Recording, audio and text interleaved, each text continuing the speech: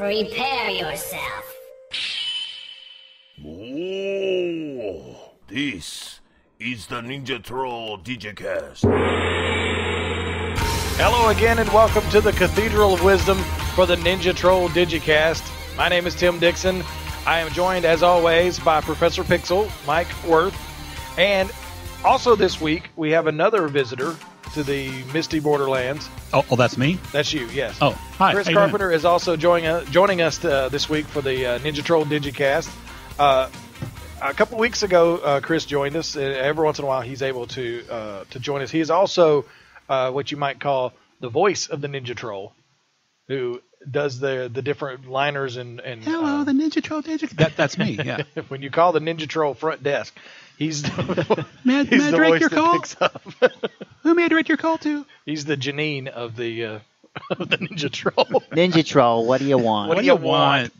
All right, on this week's Ninja Troll, we're going to be talking about, in our Explore the Multiverse segment, we're going to go to the 30th century. It's an amazing place. Yes, we're going to go visit the Legion of Superheroes for a crisis in the 30th century. Also, we're going to do a character spotlight on Supergirl / Power Girl. Awesome. The two together. So, yes. Because they are very linked. And also in the comic rack, we're going to take a look at some of the new comics that are coming out in November from both DC and Marvel. And we've got a huge amount of movie and TV news.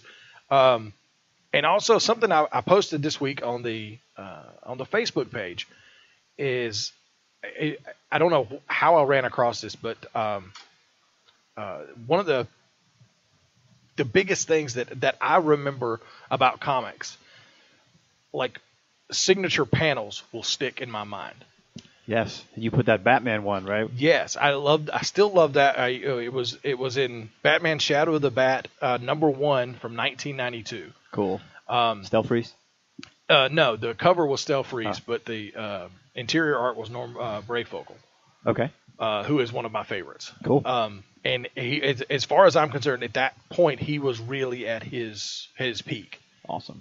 And the panel, if you haven't seen it, go to our Facebook page. It is there. It's Batman has been locked in Arkham Asylum, and he's chained to the wall. So he's grabbed the chains. He's got his feet braced on the wall, and he's pulling back with all his might. And he's screaming. You remember this? I do remember that. Yeah. He's screaming with all his might. No onions on my pizza. No, what does he say? He says, "I am not insane." And which is what you say when you're insane. Exactly, yeah. But the dynamic art of the panel, and it was a full page spread, of course. But the dynamic art and the beauty of it, and the fact that the dialogue was directly opposed to what was going on in the. I mean, the dialogue says, "I am not insane," but everything you can see. Insane. Is the exact opposite. And he is wearing the bat suit in Arkham, right? Yeah. Yeah. So, even, okay. Yeah. So they didn't make him put on the. No, well, see, that was part of the thing. Jeremy Arkham was the head of Arkham Asylum at the time, and part of the thing was, I will get you to admit that you're insane, and this is part of your neuroses, and you will take off the mask yourself. Nice. Oh, okay. That's why he still had the mask on and everything. Is this the premise for Shadow of the Bat? Is that sort of what the Shadow of the Bat was? It was really just another series. Okay. But that was the first 4 issues of Shadow of the Bat was I forget, it was something. The storyline had a name that included Arkham, the last Arkham or something like that. Arkham damn near killed him. That's or right. no? Is it close? Or?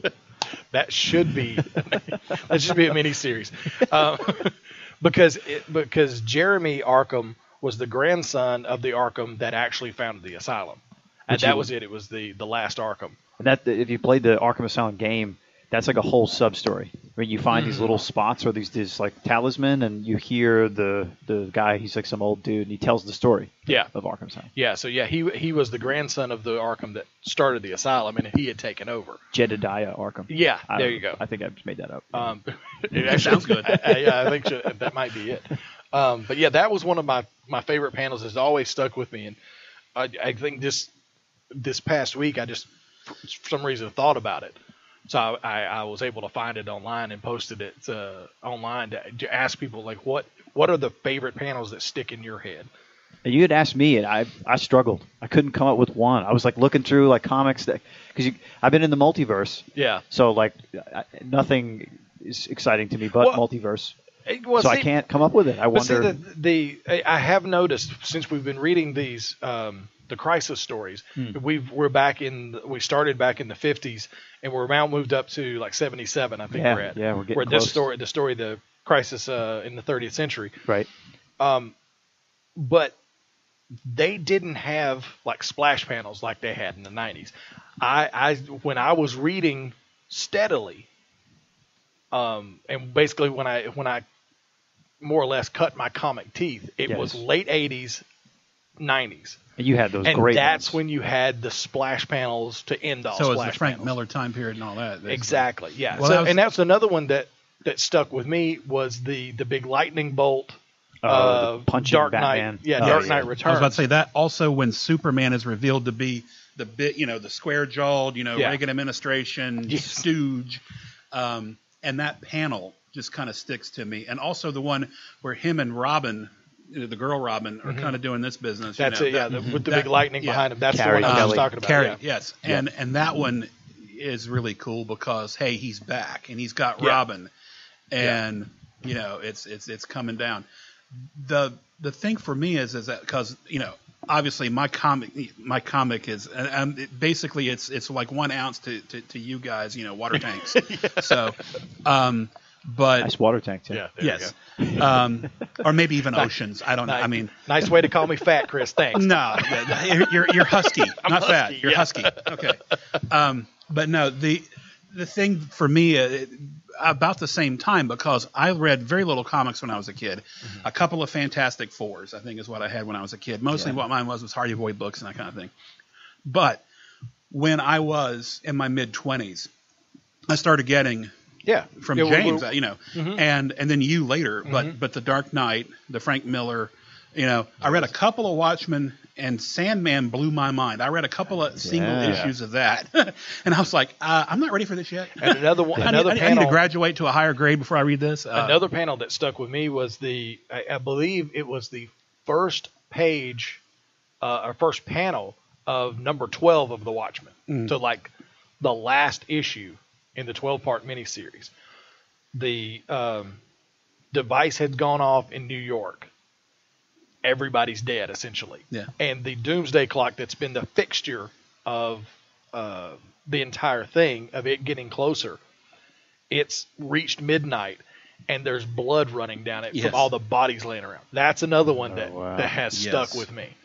And it's ones like that I mean, you've got all kind of different panels through the years. Like, Face It, Tiger, you've hit the jackpot.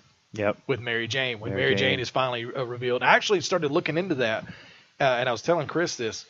They had teased Mary Jane showing up for 2 years. They had mentioned her. It was somebody that Aunt May wanted to set him up with. That's all you heard. And he kept dodging that bullet, and she wasn't around. And because he's convinced if Aunt May is so gaga over her, she's got to be just hideous. Not awesome. Yeah. So he's dodged this for like 2 years to where it had almost become like a running joke in the book.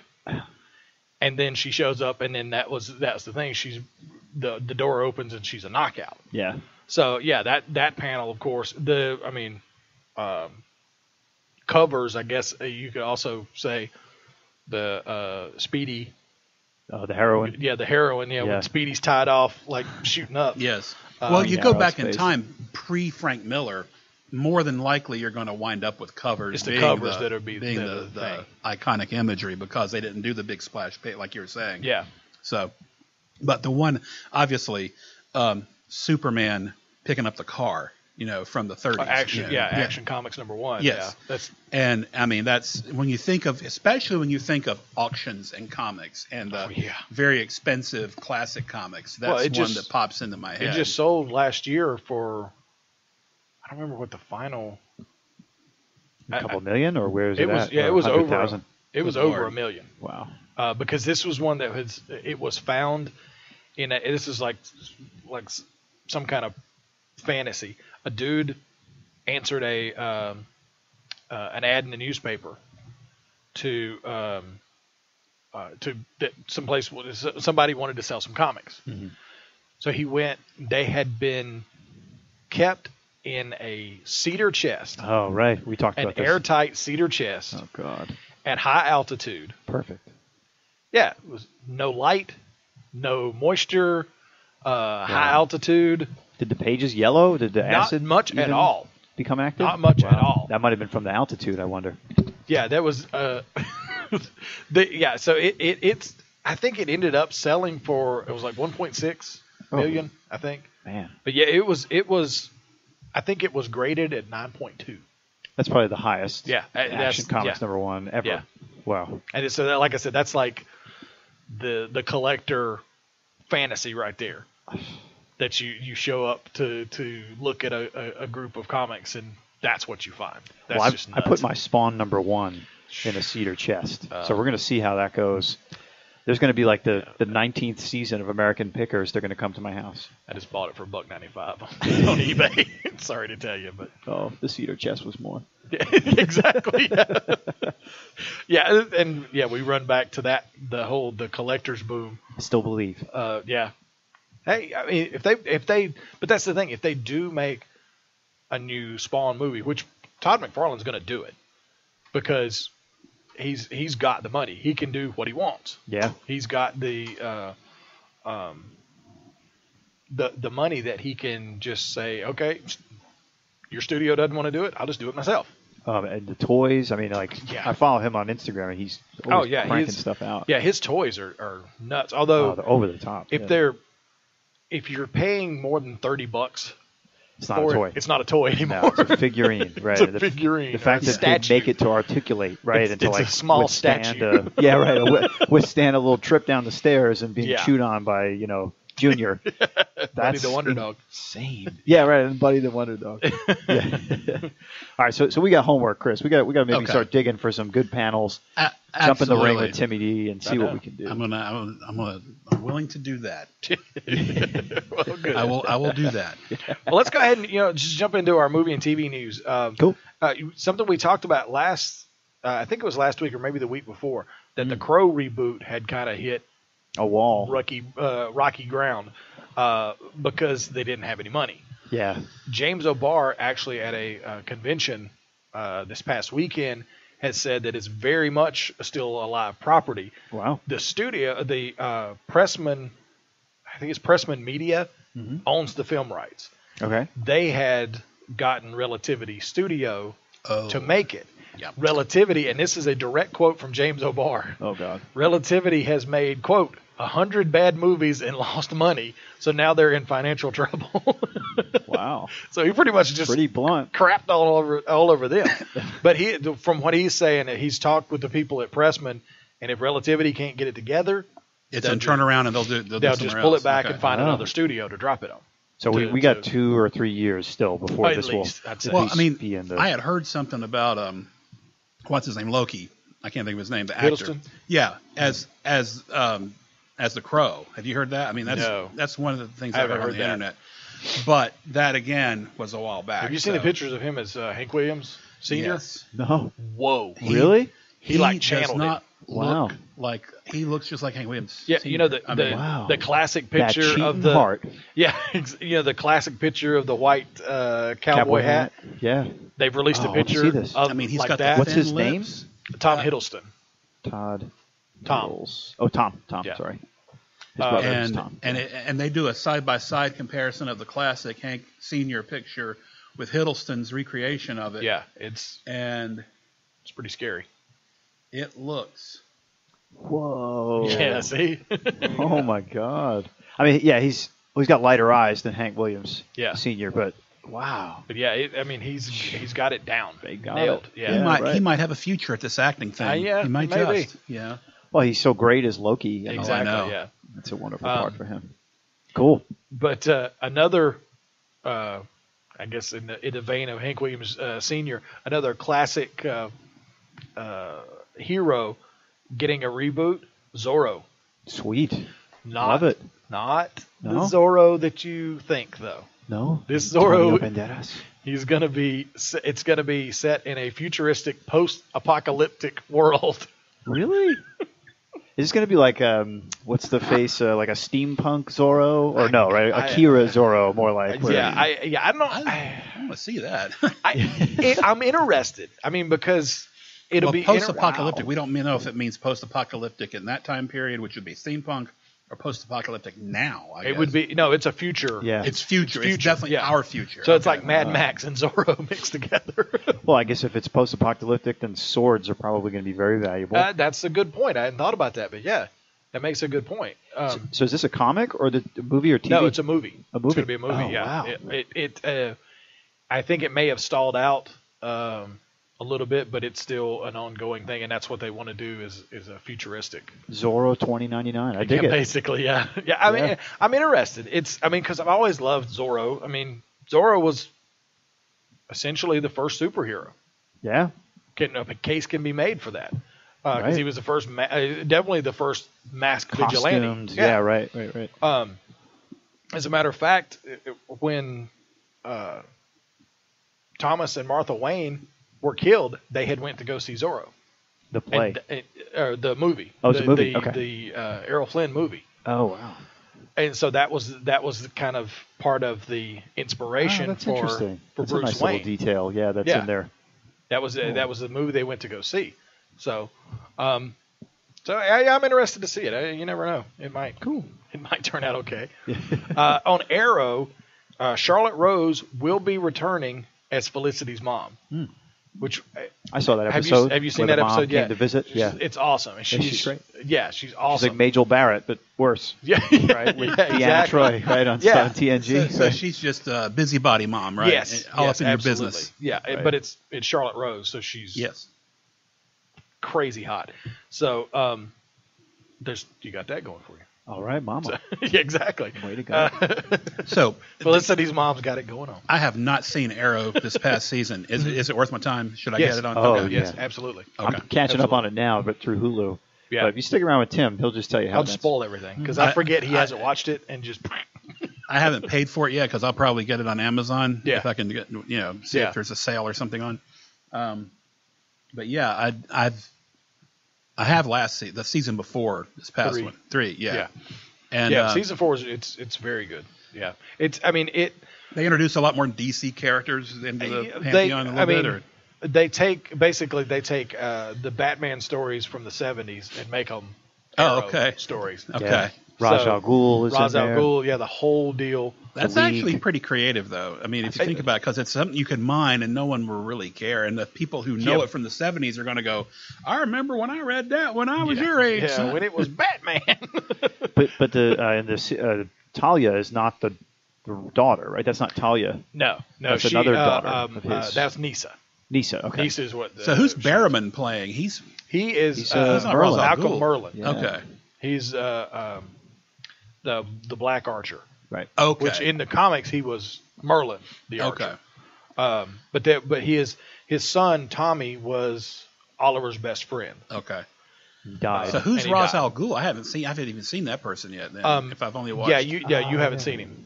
They didn't actually show him. They talked about him in season 3, Okay. but they didn't show him until season 4. Wow.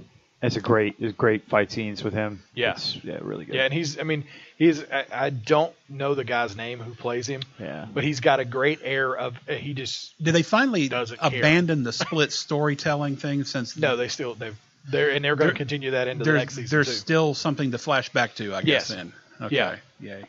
It's I was not a fan eventually of it'll that. converge, right? It'll I have mean, to. Yeah, it's running out of time. I was hoping Yeah, that right. it would have converged already, or we'd be flashing back to season 1, episode 1. They might be. Yeah. Yeah. That's, This is where he figured out how to do the the armbar salmon thing, ladder. you know. Yeah. He stopped doing that. He hasn't been doing that Yeah. lately. Yeah. And it was funny when Barry did it as the Flash. Yes. Yeah, Oh, which was a great. He's like, it's like I understand why it's so hard. Yeah. and also they've released a picture of Detective Lance's badge. and the badge says Star City Police So they made instead the of switch. Starling City. So it's officially now they've changed the name of the city Oh, okay. from Starling City to Star City, which is what it was called in the comics. Okay. So yeah, they're making that transition, and the name of the first episode of next season is Green Arrow. Ooh. Oh. So they're making the transition to him calling himself Green Is Arrow. the show changing its title? No, as far as I know, the show will still be called Arrow, but I think he will start going by Green Arrow. Okay. And the suit will become more of the comic book suit. And there's we were talking to Tim about these little mini cartoons that are on Saturday morning, DC Nation. They're like little bite-sized. They're really good, by the way. Lots of like Plastic Man's in there. Like it's really good. But there's a Green Arrow mini-sode. Okay. And he sort of has a blend of like the classic bearded Oliver, Robin Hood, and then the Hood now with all the gadgets and super gizmos. It's actually a really decent show. It has bullet time in it, so like it's awesome. Yeah. I mean, they used to do those as bump in and bump outs on Young Justice. They would show those little shorts. Awesome. So yeah, they called it. I think they called it DC Nation then too. That's what it is on YouTube. Yeah. But there's some of them are really funny. Yeah. Yeah. There's some that are kind of goofy and funny, but there's some that are actually serious. Yeah. So yeah. There's a Shazam one. Yep. Where Shazam is in school.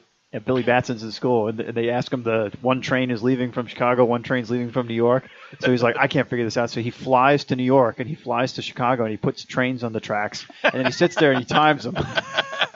And then he gets the answer, and his teacher's like, well, it's wrong. And he's like, what? He's like, but the answer's right. And she's like, yes, but you didn't show the math. And then he points outside, and there's like a big train wreck. Because it crashed. See?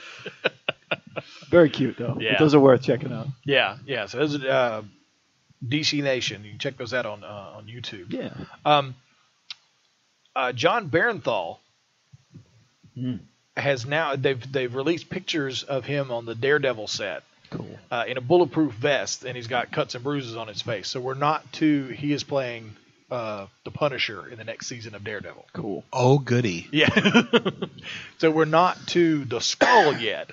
So D'Onofrio is not in it, you think? Maybe he's was like first season Big Bad, and now this is going to be. Tell you the truth, I haven't heard anything about D'Onofrio being in the second season. Coming back. Yeah, I guess you haven't seen an announcement. Yeah. Because they kind of wrapped that up and put a bow on it, so they could just let that go till season 3 or never. He could. I mean, he'll show back up. It's Kingpin. He's always shows back up. But yeah, John Barenthal, who played Shane in The Walking Dead, is playing the Punisher.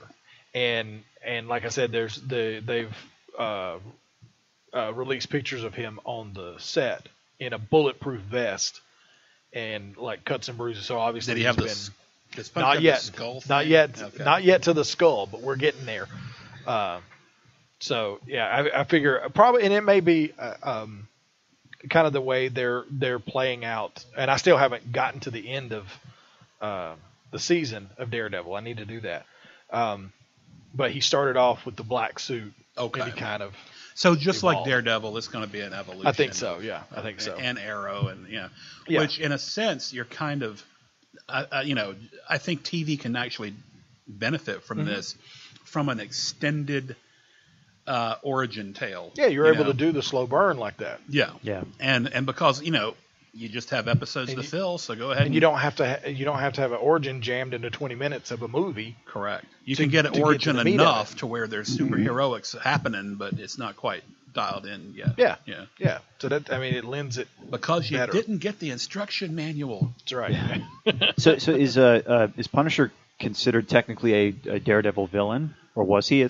No, he was introduced in Spider-Man.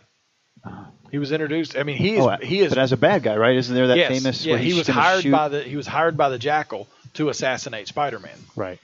But he ends up at the end of it deciding that he shouldn't do it, and he becomes more of an anti-hero than anything.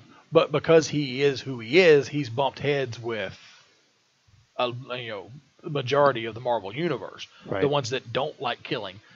And he obviously decides that you need to do I'm that. kind of surprised they're doing that they're letting the TV division get a hold of that character in a way. Well, they've done 3 movies. That's true. And none of them. And they're not MCU; it's pre-MCU. So Yeah.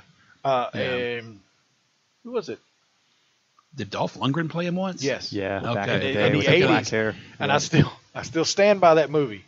It was a decent movie, not a decent Punisher movie, but it was a decent movie. If you like action, shoot 'em up. I mean, it had Lou Gossett Jr. We've said this before. You can't, right? You Chappie. can't go wrong. Yep. But not as good as the Hellraiser movies or anything. I mean, I guess.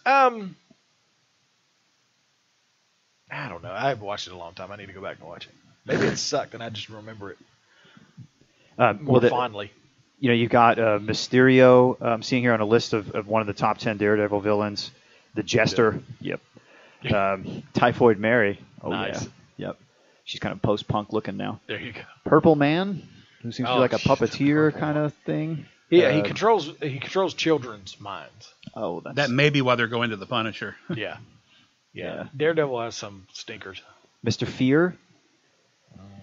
He's kind of like a... Scarecrow-y, isn't it? He sounds very much like that. The Owl. Oh yeah, the Leland Owsley. He's on the show. Yeah, we've Is he seen really? that. Who is he? He's one of the heads of the crime family. Oh. Wasn't he the business guy and Yep. the older guy? Yep. Yeah. That's Leland Owsley. That's the owl. Was he killed? No, I don't. Oh no, Not- because I don't he think like so. told. I remember at the end he was like, "Our business is done here," and then like kind of they. Yeah. I forget who. Yeah. He was. he'll, I'm still- he'll show back up. Yeah, you finished the entire Daredevil right on Netflix. Yes, thank you, Chris, for asking. That's wonderful of you dude. to ask before spoilers were given out. Okay. Please, yes. What? No, I just wondered if you'd You finished asked it. me. I haven't finished it. You haven't finished? No, I haven't. No. Oh wow. Well, Okay. then give so us what your happens best. is the Fire it off. UFOs land. Okay. At the very end, and he goes off and joins Guardians of the Galaxy. It's Nice. amazing. But what about Barbarella? You forgot about what Barbarella. I did. Yeah. I'm sorry. I forgot about I will that. definitely watch. We've also got the Hand.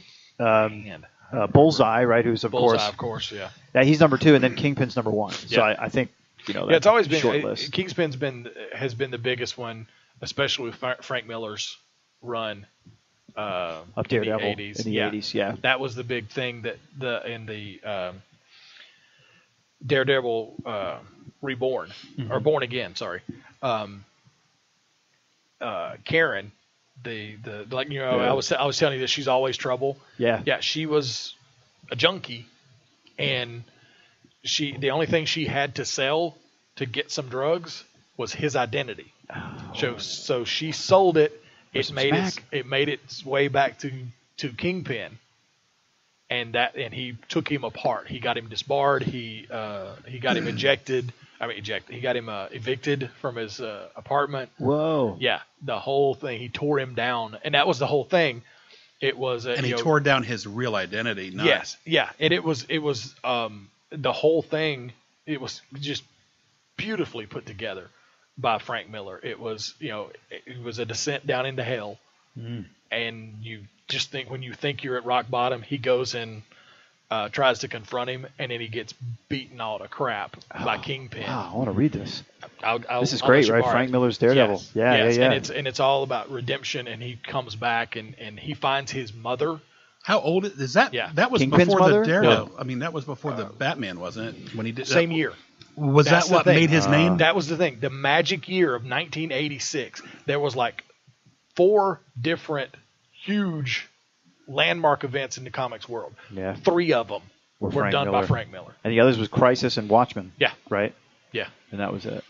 Yeah. that's all amazing. in the same And year. you were at that little tiny radio station, right? That's I program was director. at a very little tiny radio station. WHIZ? It was about that much, yes. that was It was AAK. WAAK, Yeah. WAC, WAC. 96. I kid you not. You're kidding me. No, I am not. Wow. WAC 96, 960 AM, WAC 96. Yep. There Dallas, you go. North Carolina. Yep. And as far as I know, it still exists. It's still there, yeah. Well, the building's still there, Building's but I'm still there. thinking it's probably ran Does out it have of the big letters though? No, it's ran still in does. some server somewhere feeding a transmitter. Oh yeah. The frequency's still there, but Because, well, this is the thing. WLTC, we were standing in its parking lot with that restaurant at the mall. Where is its tower? I digress. yeah. So, but the thing for me about, the comic movies, I guess, is, the TV shows are really good, and I hope they don't like mix them up too bad to where that's the thing. The real or prevent TV from doing things, I guess is my point. The real question that's coming up is there's a Flash movie planned. Yeah, that's kind of where I was going. With somebody different. Yeah, DC's done that where everybody's different in the TV universe versus, but Marvel they ebb and flow. I mean, they go where they need to. Yeah, and the only real crossover is going to be the Flash. So if the Flash TV show continues to be successful for another 2 years, you're then going to be promoting a TV show and a movie, both named Flash, with two different guys. Yeah, bizarre. Playing Barry Allen. But didn't they do? Wasn't like Smallville and the Superman Returns out at the same time? They were. So they technically had. Yeah. That's always been DC. But that's Warner Brothers. But that was always the thing. That Smallville was not about Superman. Right. It was Smallville was about Clark Kent. Okay. Becoming Superman. That was the whole thing. It was his transition and the no spandex, no flying rule. Oh, good. They had said that he won't fly, he won't be in the suit. Yeah. Well, for the very last image of the show, I think he was. I still think that Tom Welling should have gotten the chance to go to the big leagues of the game. I think he would have made. I mean, I think he would have done very well as at least we have familiarity with him as Clark Kent. I mean, because one of the things I never discussed about Man of Steel, other than it being a very ponderous and kind of drag of a movie, really, for me. Some people out there on the internet think it's a classic, and that's their prerogative. I'm not one of them. I really didn't connect with Henry Cavill's Superman. I really didn't. I mean, not in the way that I connected with, especially Christopher Reeve or even Tom Welling. I mean, as a person that you can, and TV's great at that because you got all this time to spend with them, but you can identify with the character. But it was almost just this kind of distant kind of portrayal. I mean, and it's all this burdensome rigmarole about, and the Superman Returns was kind of that way too. It was almost playing up the Christ metaphors and everything. I realize that's a part of Superman's mythology. That being said, fun is also part of the mythology too, and both movies really kind of lack that. I've railed upon Man of Steel getting the one big thing wrong of allowing him to kill, but I think he did that in Superman 2, which is one of my favorite movies. Yeah. I think the reason it gets a pass for that... They didn't play it up. And the fact that it was hopeful. The whole thing was hopeful. Yes. If Man of Steel was just a dirge the entire time, and then at the end it's capped off by him callously murdering someone. Well, and also he's macking with Lois in the rubble pile. Yeah. And I watched it again, and it was much more of it was played much more of a man and woman coming together at the end of a war or a battle, and it wasn't them just sitting there making out like they're just got out of the back seat of a car, which in my memory had changed at some reason into that. So I don't give it the demerits I did, but I just cannot watch the whole movie without fast forwarding chunks of it. I mean, and that's like the Superman Deadliest Catch. Yeah, when he's when he's on the crab boat and he's working up there. Oh, that's kind of. Oh, because that was a job he took. Yes. Do you have time for an aside, real quick? Sure, if not, we can. Okay. One of the articles or websites that I look at is Collider, and they had this question from one of their viewers, and I like to ask you guys this: the Avengers did not get dinged, and I have my answer for this. So. They didn't get dinged about the 9/11-esque, destruction in the end of the Avengers, the way Man of Steel did at the end. My reasoning, because I've watched both of them recently, the Avengers, at every moment they're trying to save people. Yep. And you actually pointed this out to me too, and you're absolutely right. As soon as Black Widow and Cap land, they're That's their out. concern. They're directing. They're going to the bus. They're, Cap gets up there, tells the cops where one to of my go. favorite scenes right there. They're constantly. Now, of course, there's not just one of them. Yes. Like there is with Superman. Superman's got his hands full. He just got his cape, basically. He really did. He just got his cape. So, and that was some of the things that these guys on Collider pointed out. They just, Superman just got his cape. So, let's not criticize him too bad for the 9/11 stuff. But I still think it just leads to the lack of hope that you're talking about. And my big thing is my complaints aren't aimed at the character Superman. My complaints are aimed at the writers. Oh yeah.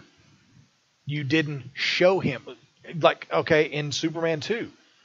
The whole time he's fighting these three people, his concern is with the people. Yeah, towards he's trying to. Zod mentions and he mentions it. Yeah, use it against him. He actually cares about his weaknesses. Yeah, he could. his affection for the humans. Yeah, like pets. Yeah. Okay, please say Neil before Zod in that voice, please. Yes. Neil before Zod. You will take my hat. But he actually cares Terrence about Stamp. them. That's who Terrence it was. Stamp. Yes. Yeah. He actually cares about them, and it shows. They never gave you that in Man of Steel. Yes. They never gave you an instance where it showed that he actually cared about all these people that were in Metropolis. I think it's just because he's a British actor. They just come off cold. I think that's exactly. It's really it's just an indifferent love. So basically, it's Terrence Stamp. Yeah. That's why he was so good as Zod. Yeah. But that's just my take. I mean, I look at, and also there is this thing on the internet where you can watch the color grading that they did on Man of Steel. Yes, that's a big part of it. Did you ever see this? So dark. Okay. Yeah. If you look at the original before corrected the digital intermediate process, is it beautiful? It's gorgeous. The suit is bright blue. It's bright red. It's popping color. It's like Christopher Reeve level. Exactly. Right? Yeah, I heard that they compared the two. And when they put that thing through the sausage grinder of their digital Color intermediate correction. stage, they just desaturated everything. And I don't know why. To make it fit that tone, I guess. Yeah.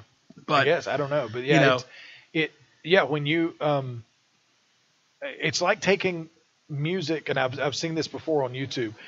People that take horror movie music and play, which is all minor chords. You play it with major chords, and it changes it entirely. Oh, absolutely. Same thing with that. The Halloween theme, if you play it in a major chord instead of a minor chord, it's a happy tune. Yeah. Same thing there. You take the same shot of Superman, and you take away that desaturation. Yeah. And make it real color. With the tone they were shooting for, it was probably better that they did that because it's kind of a depressing film regardless, I think. But because looking at it from just this metric, having watched Man of Steel, would I want to put a cape around my neck if I was a 6-year-old? And the answer is no. Yeah. I wouldn't want to be that guy. Yeah. Well, another thing that bothered me was I would want. I mean, this is a Superman movie. I want to watch this with my daughter. And when I first watched it, I didn't want to watch it with her. No. Maybe it's changed. Maybe there's so many levels of Superman now for kids. Correct. I mean, we were saying how silly some of the Teen Titans stuff is and everything. I mean, like that's their demographic. That's the Superman they're going to get. I mean, the Teen Titans. Yeah. But I think on Young Justice, on Justice League Unlimited, those TV shows, I think that's where I've seen some Young Justice. Some relatives in my pretty action packed, by the way. Young Is Justice he in high school? He's a jerk on Young Justice. Superboy. Because no. Superman is a jerk because he doesn't want anything to do with Superboy because he doesn't know how to process. He doesn't know how to process what he is because he's a clone. That basically they stole his DNA and made a clone without him knowing about it. And so it's kind of like his son, kind of like his brother, so he doesn't know how to process it. Right. And so he is kind of a jerk for like the whole first season. He's kind of a jerk to Superboy.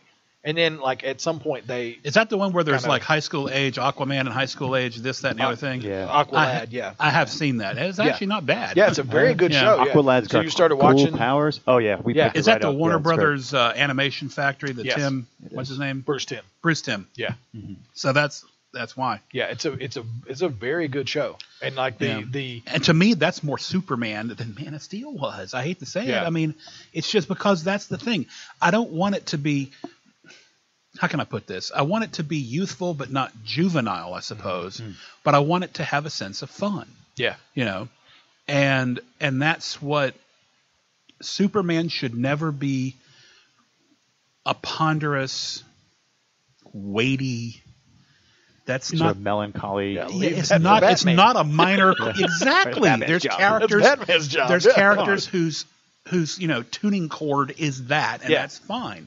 But that's not Superman. Superman should be, He's the paragon of virtue. And I know that it's kind of. Well, I think Marvel did it with Captain America. They Yeah. were able to take the Stars and Stripes and make them fit. Yeah, and that's the thing. And I mean, they even make mention of that he says, I didn't think that the Stars and Stripe would be still in vogue when he's talking about his uniform, and they say, hey, we need that more than ever now, yeah. or something like that. But yeah, so it can be done.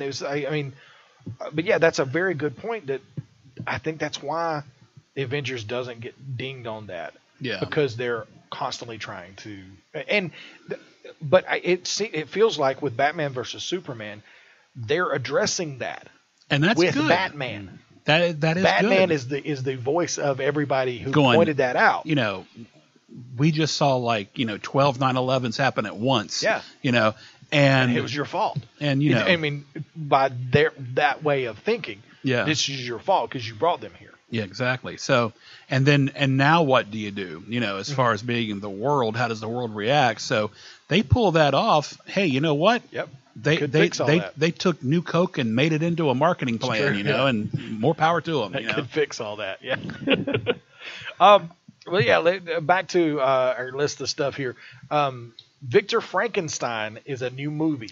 I've seen that trailer. Have you seen that trailer? Yes. It looks, good? I didn't think it was going to be good, but and even Daniel Radcliffe, I like Yes, what he it's- was doing. wow. James McAvoy is playing Victor Frankenstein, and Daniel Radcliffe is Igor. It's Igor. It's Igor. Yes. And they did that joke in the trailer. Awesome. Somebody calls him Frankenstein. Yeah. And he corrects them and says it's Frankenstein. Yeah. But yeah, it's they're playing it more as they're best friends. Victor. Yeah, Igor's and not this Igor. hunchback looking. He's not. Yeah. He's not Marty Feldman. He's which love Marty I'd Feldman. pay to That see was that. pretty funny. I'd pay Yeah. to see that. What hump? But so it's more of them working together to make this. They're not going to be creature. like crime fighters or like vampire No. slayers, right? 'Cause No, that would- yeah. it's the Frankenstein story, but it's just a little bit of a different because they're with Ren and Stimpy. yeah, kind of. Again, I'd pay to see that as well. Totally. I think there was an episode like that. Probably. But yeah, the trailer looks really, really good. So, Gotham has cast Michelle, and I have no idea how to pronounce this, so I'm going to take a shot. Ventimiglia There you go. as Firefly. Comes back to the same thing that we were talking about With the age. the other week. Yeah, Firefly is a current Batman villain. Oh. If you keep introducing these, unless maybe she's going to be like Firefly's Golden Age. mom. Yeah. I mean, Right. if you keep introducing all these villains before Batman is even Batman, what are you going to do? I mean, it's So I've not seen Gotham, but is Bruce Wayne in the story? Or yes, is, he's 8 years old. a He boy. just his he's parents 8 years old. were Okay. killed in the pilot. Okay. Yeah. So So we're going to be taking everybody to Arkham Old Age Home. exactly, yeah. In other words, you could just clean that up. I think I just figured it out. So what's the superheroics in the thing? Is there someone else running around being something? There's not any. Well, it's Gordon. If you It's follow Gordon. Yeah, a Gordon. young James Gordon's like Gordon. the super cop. Yeah. Okay. And fighting all the dirty cops Okay. that are there in Gotham. And you have the Penguin making his way up to the head of the crime family. Okay. Which he's the runaway. As far as I'm concerned, he's the runaway star. Has he gotten his Penguin OCD going yet, or is it just starting to develop? No, they call him Penguin because he gets shot in the foot and he develops a limp. That's why they call him Penguin. Gotcha. But there's a young Catwoman. There's Edward Nygma works for in the lab at the police. Right? Yeah, he's a cryptographer or something for the police. Okay. So again, I mean, we've had this discussion. It's like, okay, if everybody's already there before he's even Batman, Yes. So old. they're going to be so old by then. Yeah. I mean, 10 years, right? For at least Batman to begin his training. And then he becomes Batman, 21, 22? Yeah. Right? Maybe even a little older. So it's like, we're looking at 12 years, 13 years. I almost think they should have did the Miles Millar thing they were going to do before they did Smallville, and that was to do Bruce Wayne at that age. And then they said, no, let's go ahead. Someone told them go ahead and do Superman as instead, and that's how Smallville. Yeah, I think they should make him older. That's a long way away for me to say, let's make, they shouldn't have him 8 years old. They should have him 16 years old. Right. And, And that would be, and all of them coming up at one time. Some of his training actually would happen, if you want to stick with the Ra's al Ghul thing where he goes off into the, hinterland and gets trained like they did in the Batman Begins movie. You could still have that happen, or that being the goal after the show's done. Yeah. But have what happened before that? Him taking martial arts classes that everybody takes. Well, in Gotham, trying to do things in his black pajamas or whatever. Alfred is ex military. He's British Marine. Oh yeah. So he's teaching him stuff. That's cool. Yeah. This is a much tougher Alfred. Yes. Than usual. Well, he hasn't aged because it's not 15 years later for him either. So no, he's probably say around 50. Okay. So he's ex-military, so he's had like a full career.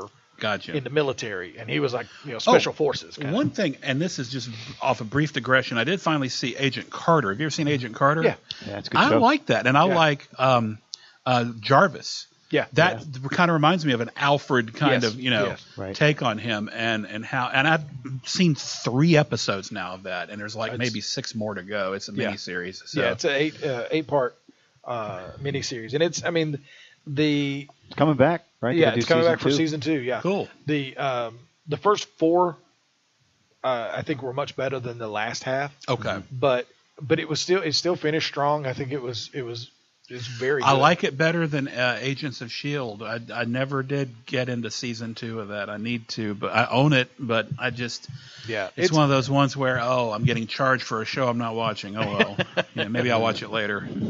Yeah, I just finished up, is it the second season? Of what? Of Agents of S.H.I.E.L.D. that they just finished. I think it's it's season 2. Yeah. I had like 5 episodes on the DVR, and I finally watched them, and it finishes strong for the second season. That's cool. It's the second season was very good. It took them a while in the first season to get going. Oh yeah, I'm there now, so fair warning to you. Yeah, Timmy. there you go. So it's picking up. Yeah, I mean, I like the Quake character. I mean, she's not Quake yet. Yeah, I mean, she's that hacker lady. Yeah, and when they get to the mid-season, so I guess probably like episode 8 or so. Okay. When they did the mid-season cliffhanger, that's when it's found its stride, and that's great. It really goes. So the hacker chick's thing starts to come. Yes. And I'm sorry, I cannot think of her name. Sky. Sky. Yes. Which is better to say that than chick. Okay. Than the hacker chick. Yeah. Yes. But the hey, someone got a razor here. What's that? But yeah, I knew that there was some kind of power, that she had. Yes, there's obviously parentage something, or whatever. and that's the whole thing with Coulson. That's what he does. He finds people like that. Yeah. So he knows that there's something special so he about can her. guide them. Exactly. So and that's what the second season you find out what it is about her, and then next season will be essentially it will be her and Coulson kind of leading the team. Oh, and you finished season 1, right? No, I just saw the episode where she like connects with her old hacker boyfriend. Oh yeah. Oh, And then and then they're like, Coulson's like, what were you thinking? And all that. I was gonna spoil something major, and I'm glad I didn't. Don't do it. Don't do it. He gets all mad. Do not spoil. He gets the boo-boo face. Don't do it. Don't do it. So, but I was gonna say a certain character that left. Did he ever come back? You know what I'm talking about. I can't say who it is, but Character that left. yeah, Okay, I don't know who you're talking about. kind of a minor big bad who was in a jail cell for a while, and Sky kept talking to this person. Oh yes. Does that person come back? Or are they Yes. still there a lot? Yes. Okay, thank you. Yeah. Yeah. He's an enjoyable villain. Yes. But before we step into spoiler area, let's move along. Thank you. There is a planned Aliens 5. Why? Aw. That would be my first question. Well, I think the plan is they're going to pull a Superman Returns and just ignore 3 and 4. Oh. And so, like, at the end of Aliens, that's where we pick back up. With Newt and the power loader. That'd be awesome. But right now, it may be on hold until Prometheus 2 is done. Nice. Apparently, they're doing a sequel to Prometheus, which is a prequel to Aliens. Yeah. So I mean, we got to wait for the prequel before we get the I'm sequel. just wondering why you don't Yeah. go ahead and just make an Aliens where you have the alien monster inside something else, like a modern day underground government lab where there's a bunch of co-ed interns running around getting killed. I mean, I'm serious. Why? I mean, because you're going to have to keep doing the entire space thing. The timeline gets all messed up. Yeah. What people really want to see is this monster doing monstrous things. I mean, Yeah. that's it. It's well, a we monster. got you know. Alien versus Predator, which I never Oh, watched. this is great. I mean, I never watched that. I mean, it's a beautiful monster. You know, Yeah. and I never remember how to pronounce his name. Is it Giger or Geiger? It's Geiger. Geiger. H.R. Geiger. His psychosexual weird designs are just very. It's crazy. nightmare fuel. It is Yes, just great yes, nightmare absolutely. Especially And- that Debbie Harry record cover he did. Oh yeah, Or what was it? Emerson, Lake and Palmer, right? he did. He did a lot of bunch those. of different. Yeah, yeah. He That did. style was huge. But in the there's 80s, just yeah. so much detail. That's the thing in his stuff, and the creepiness of the detail is what. Oh, it's the- over yeah. the top. Yeah. The mouth coming out of the mouth always just Yeah. messed with Yeah. my head. Right, that was like a Matushka doll from hell, right? Like a Russian doll. Yeah. That's right. I mean, you think this is bad? There's a surprise inside. Yeah, Right, and kidding. then even further. Yeah. Yeah, Anyway. that guy had some serious issues. Yeah. But that Geiger's dead. Didn't he recently die a few years ago? I was thinking H.R. that too, but Giger, I right? don't know if I'm just making that up or if he actually did pass away. Yes, he think he died did. in 14. Oh, wow. 2014. How yeah. old was he? Was he in his 80s maybe? Or He was already an established artist when it was Oh, time yeah. to do right fantasy and stuff. Yeah, he When it was. came out to Alien. And Alien came out what 78, 79? something like that. 79. Yeah. he was 74 when he died. I was That's not that old. I was a kid. Yeah, I was probably 13 when the cracked egg commercial, Yeah. the teaser for the first But Alien. the thing that always killed me about No it, one can hear you scream. In I mean, space, and I one would can hear just you scream. freak. I mean, That's I would great. like. Yeah. Back then, commercials could scare you enough. yeah, I mean, it was you know. 79 when the original came out. And the thing that I loved, the original and Aliens Mm. are like two completely separate different. styles of movie. Yes. The first one was like straight up horror. It's a horror movie, and it is. Aliens is like it's an action Thriller, movie. yeah, like Yeah. chasing. What's going to jump Yeah, out? it's Yeah. an jump action scare. movie. And you're right. It's like more the first. Well, it's James Cameron. It's more the first Terminator. Yeah. Exactly. Yeah. Right. Yeah. But I'm assuming if you do an Alien 5, fine, okay. And I guess they're going to tie it since they're waiting on Prometheus 2, which I didn't think that was a thing. Yeah. Because Prometheus was one of those movies that had a great trailer, but everyone who ever saw it said, "Yeah, Yeah, it had a kinda great trailer." Took a minute to stick. Yeah. That.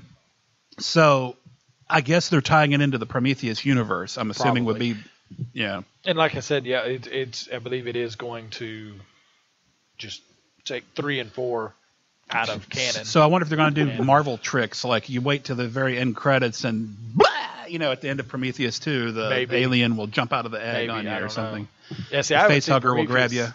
I haven't seen Prometheus, so I don't know whether you actually get to see the. This is something that many people probably actually do know about me. Well, Tim, I'm not a huge horror fan. I'm not. I mean, there's very few horror movies I like, and Silence of the Lambs is one of them. I consider that a horror movie. Oh, yeah. I love that movie. And actually how much it has inspired to the point of it being worn the heck out by now is all the procedural TV shows where you get the overly complicated puzzle making 190 IQ bad guys doing, just energy wasting things. Yeah. Because who's got time for that? If you're going to kill, just be a bad guy and kill people. Don't make a puzzle out of it. I mean, I'm sorry. Anyway. Well, I'm waiting on the hourglass. Don't kill people. That was just a metaphor. Killing is bad. Just waiting on the hourglass. You put somebody in it. Exactly. That's how you kill them. That's how you really kill them. Or acid, vats of acid. There you go. You don't have that stuff around with anymore. a slow lowering mechanism. Right. Yes, You can't the just slow drunk them in lowering there. mechanism. No, right, and it's Will labeled Batman slow and lowering Robin mechanism. survive? This one is another head scratcher for me.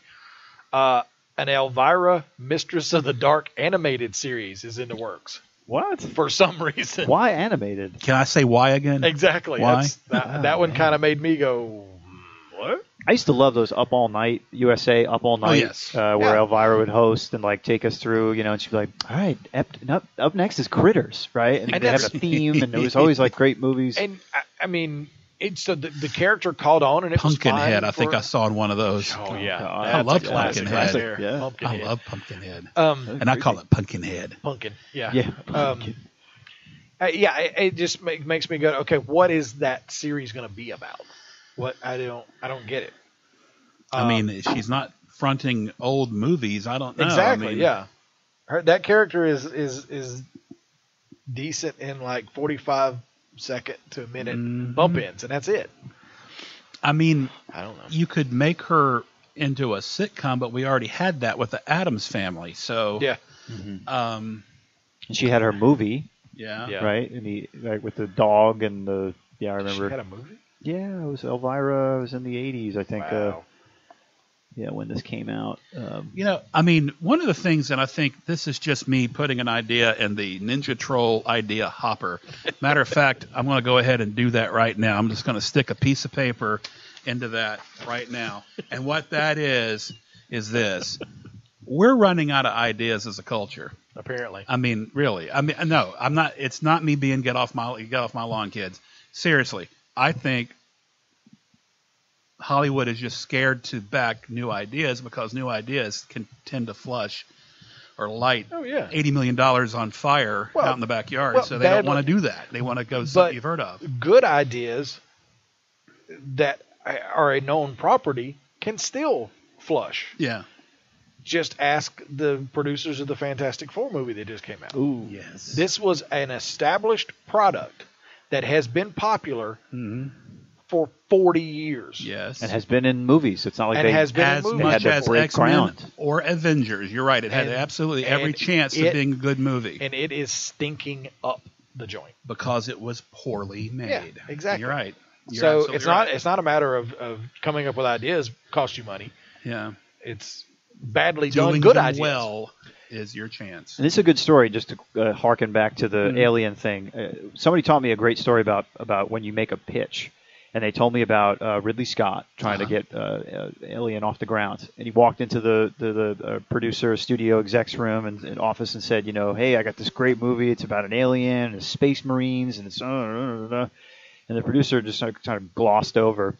And he's like, I'm not really sure. Come back when you maybe have something better. And he comes back and he's like, okay, Jaws in space.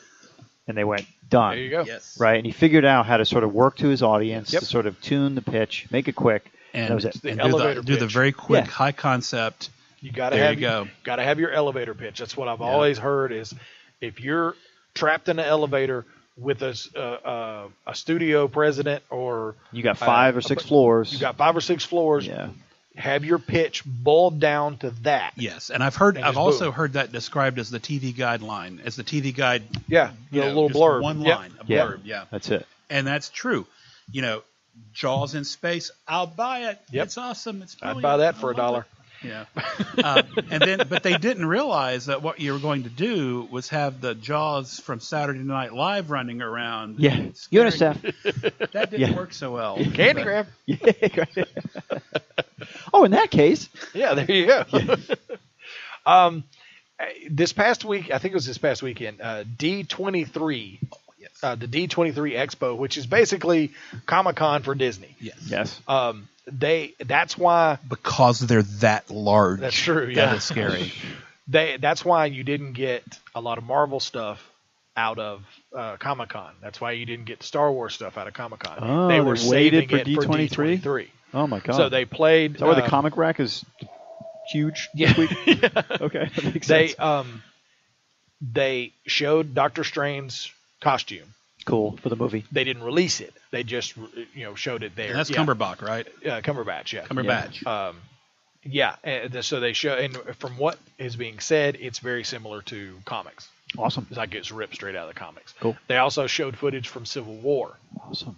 Again, they're not releasing it, so at least they're keeping this clamp. And I have seen no leaks where at Comic-Con, after the Deadpool trailer hit the end, seconds later it was on the internet. I was about to say the same thing. They have locked that sucker up tight. This is the thing. Absolutely. So, so they have locked it up tight.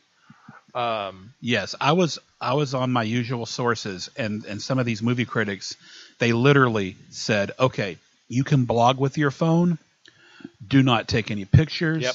And this guy set up a huge camera with a big, Shotgun. midlife crisis length lens, if you know what I mean. Yeah. And the ushers had to come with the big security ushers had to come and go, sir, we just said, no, what did you not understand about that? Yeah. This isn't Wimbledon. Yes, exactly. So, and they said he had a monopod in the whole, and was propped over another seat. And he had it pointed straight at the screen. Yeah. And dude, did you not think somebody was going to see? I heard about the Civil War trailer. Yeah.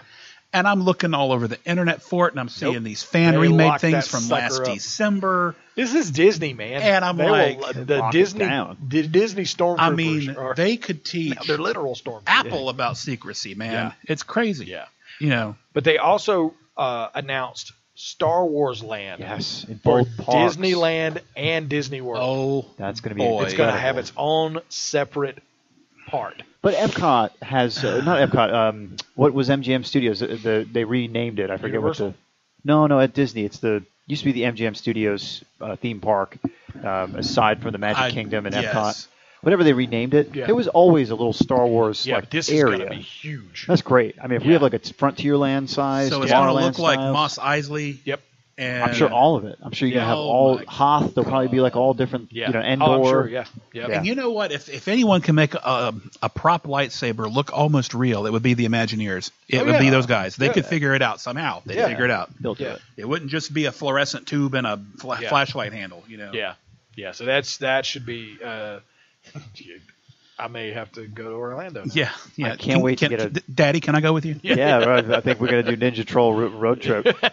I can't wait to get a 64-ounce R2 like Diet Coke to just sit while I'm sweltering and wishing I could have a beer in Magic Kingdom. Which goes back to what I said about 3-4 years ago, whenever it was announced that Lucasfilm had sold themselves they got bought by Disney. Mm-hmm. I kept thinking to myself, okay, look, if a conglomerate is going to buy them, that is the one huge conglomerate, because at least their core business is maintaining franchises. That is an intellectual property. That is their thing. Don't look at what they did with look at how they've maintained Mickey. Mickey Mouse is still well maintained. Yep, totally. It's still his flagship, no matter what. No matter what. It's not that they're going to make Iron Man into Mickey Mouse. No, they know better than that. They're going to maintain Iron Man just like they maintain Mickey, and they know what they're doing. So I think this is good. Yeah, Iron Mickey, absolutely. I'd pay for that. $1? Yeah. But that is a look at our movie and TV news. We're going to take a break, and coming up after this, we're going to take a spin of the comic rack. Our hailing frequencies are always open. Find us on Facebook, Twitter, or Instagram. Just search Ninja Troll Digicast or drop us an email at ninjatroll@digitaltuxedo.com. So, I'm a dog, and I'm kind of new to this family, but I've noticed a trend. My humans do this thing where they go around and get all my toys and hide them in this basket, but it's always the same basket, and it's always the same place, and then they act so surprised when I find them, but I'm like, hello, that's where you put it last time. Humans are the worst at hide and go seek. A person is the best thing to happen to a shelter pet. Be that person. Adopt. Brought to you by the Ad Council and the ShelterPetProject.org. You're listening to the Ninja Troll Digicast. Don't make me angry. You wouldn't like me when I'm angry. Like you angry.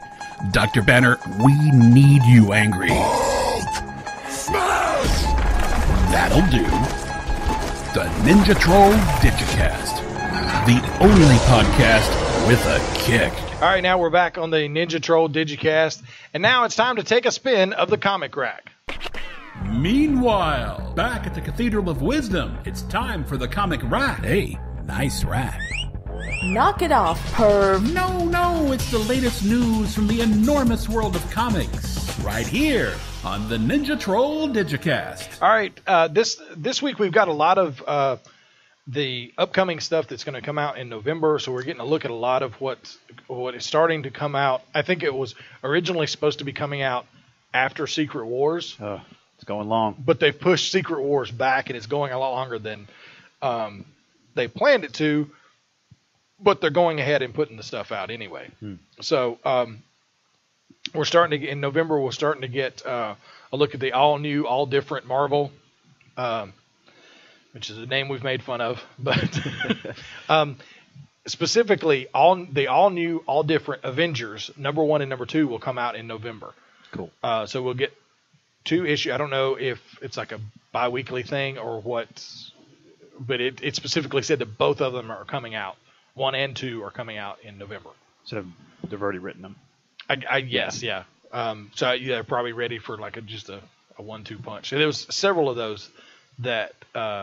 Is this Marvel's version of the New 55? I mean, is this New them? 52? Yeah, 52. Sorry. They're not.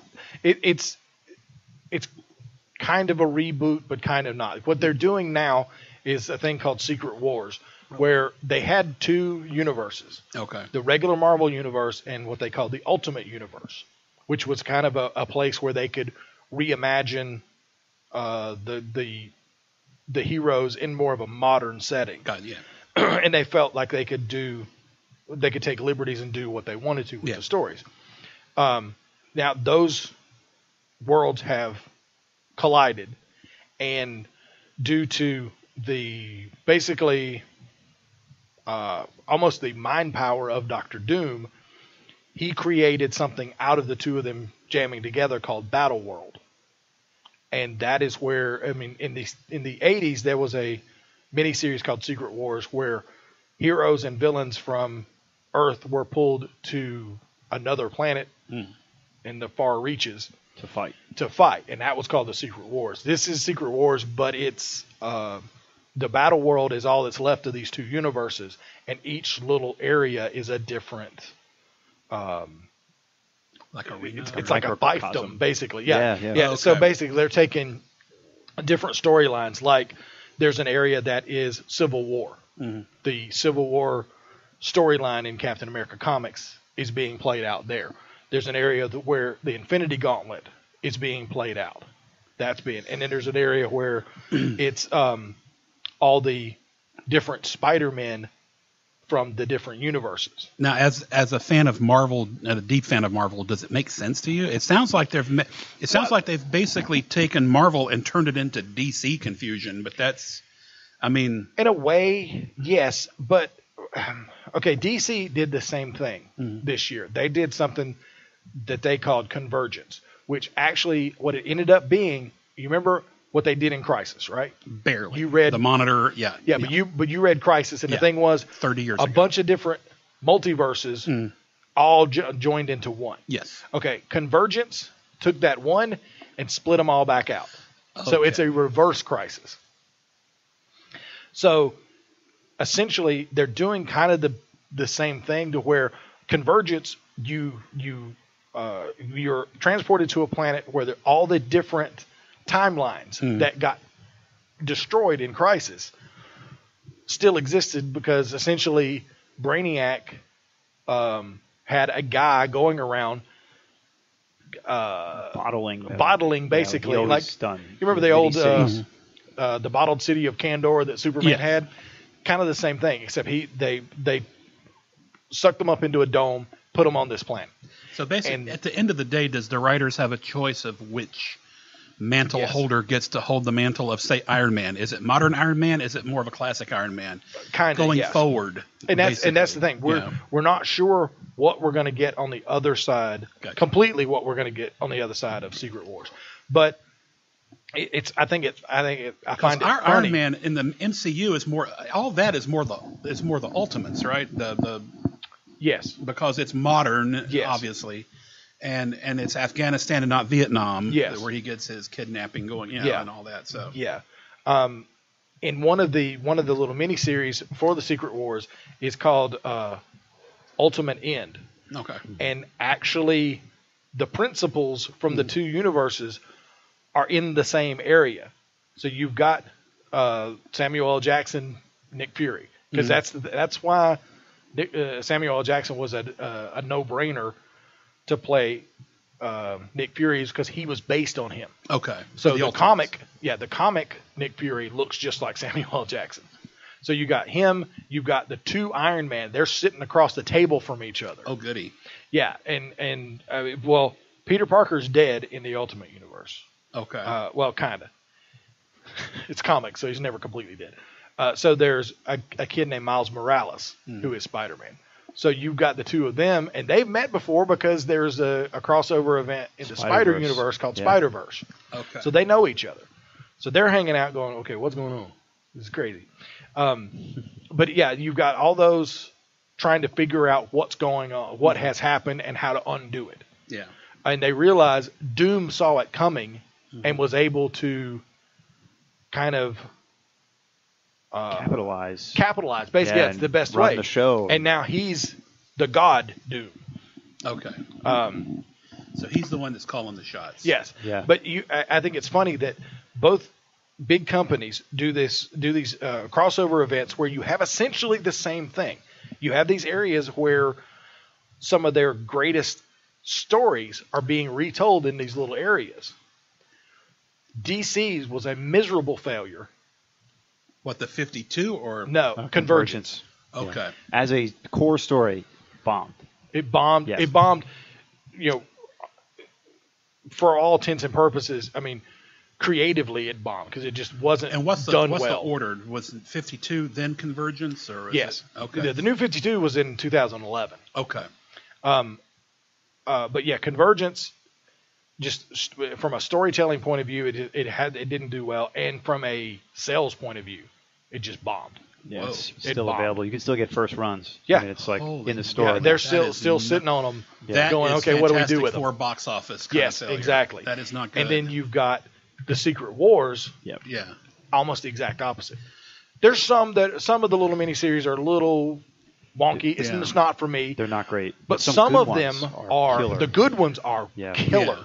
And the main story, Convergence had me going, what? Like every issue, I was like, wait a minute, that doesn't make any sense. It just, the logic of the story collapsed on itself several times. Yeah, that's the danger of all this universe. I'm sure you'll cover this. The multiverse is still coming up here. So yeah, we haven't what we're doing is leading up to Crisis. I mean, we'll keep going after Crisis because there's more crises after that. But we're reading all this stuff to understand why on earth they're doing Convergence this way and sort of provide the to give them a benefit of the doubt at least as far as what creative corners they were painted in when they did and that was the thing. I understand why they had to do Crisis, because they had so many different worlds that they wanted to get everything into one pot.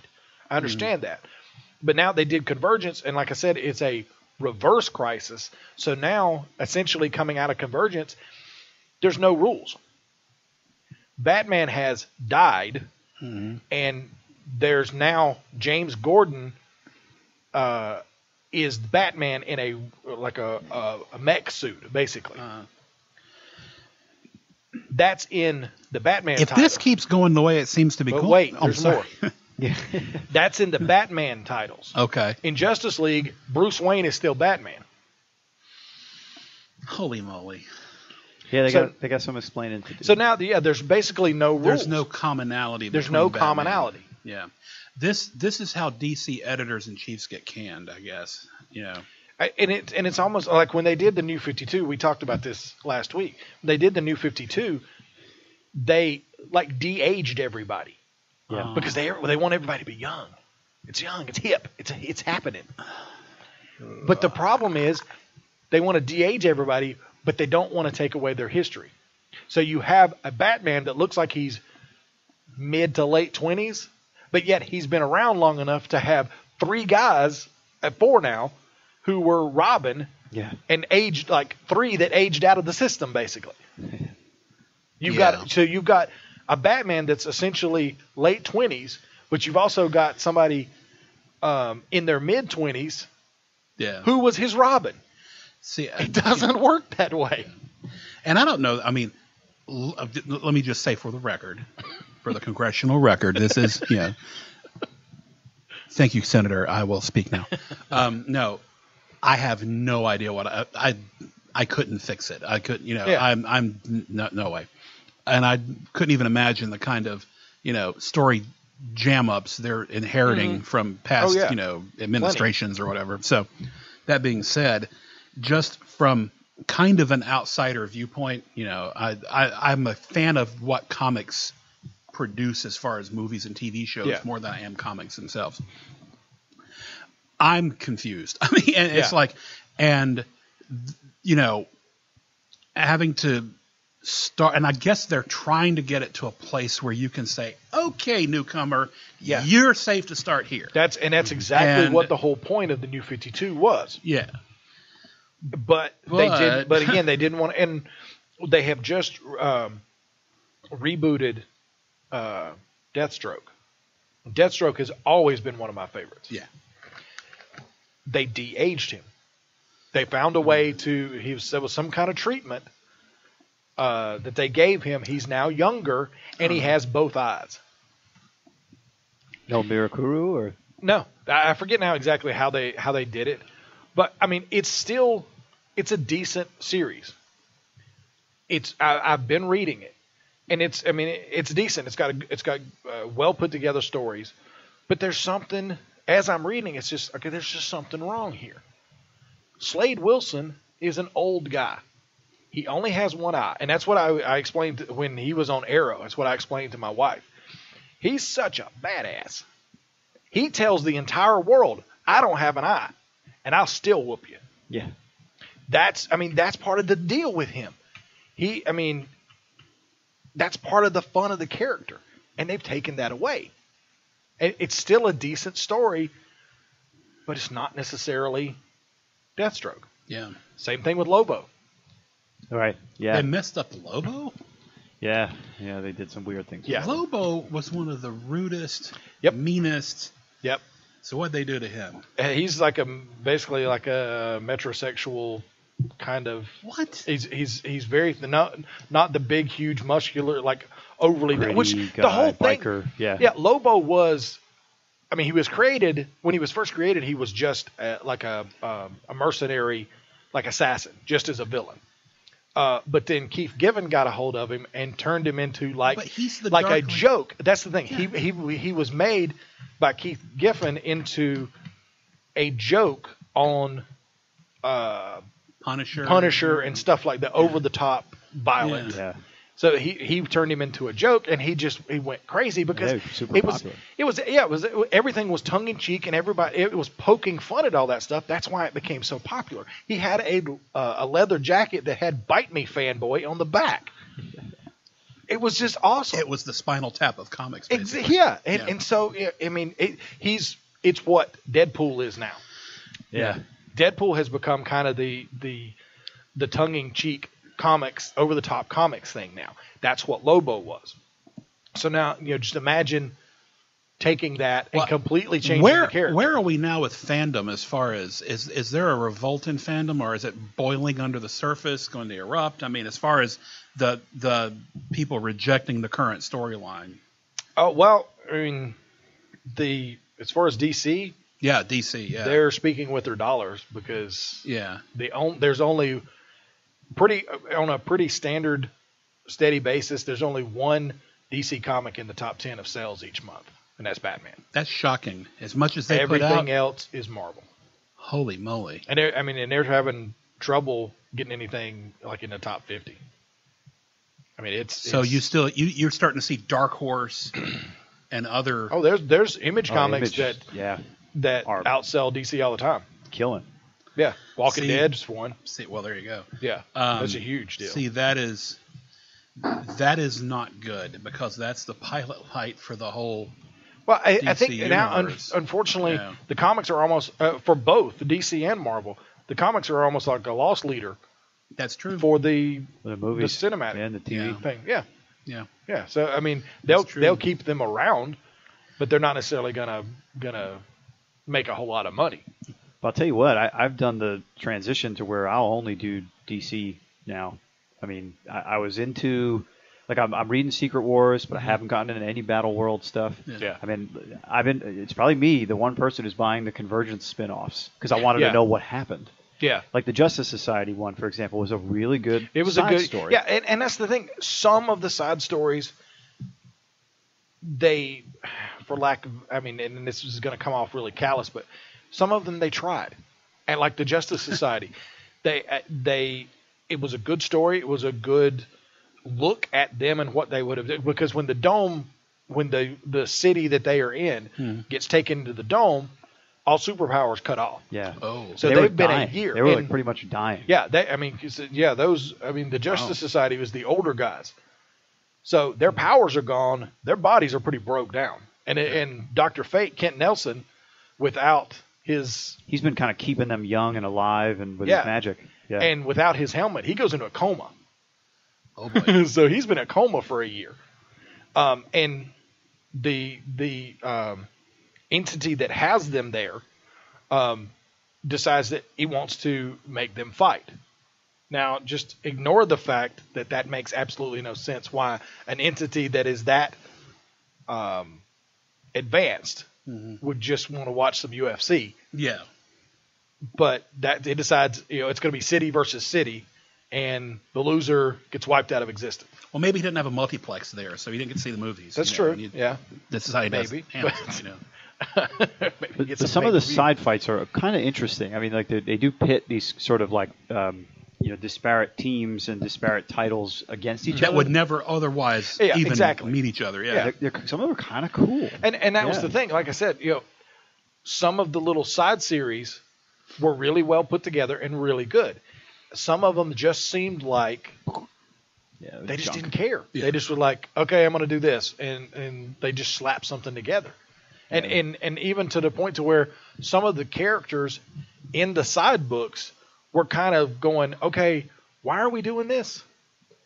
And I brought it up when I think the last time you were here was when he said I was a little too harsh on him, because I think I read all these little side books, and the side books were all extremely similar because it's like you have to introduce the characters that are in this world. And they talk about that the dome's been up for a year and they've been doing this and they haven't had their powers. And then the dome goes down and they got their powers back. And so each series was like that. It was like, so for each one, you have to establish that. It's almost like every Spider-Man movie. We have to watch Uncle Ben die, and we have to hear with great power comes great. So at some point, I'm just like rolling my eyes going, okay, I got it. The dome's been up for a year. We haven't had any powers. Okay, come on. So I think with that, it just kind of got... Also, there seems to be a little bit of, I just thought of this too, a Hunger Games aspect to it too. Yeah. Oh, yeah. And I wonder if that's why they chose this kind of, battle royale storyline or whatever. Yeah. Because of the success of that. I mean, and I've never seen one of I'm not a dystopian future fan. I don't generally watch those kind of things.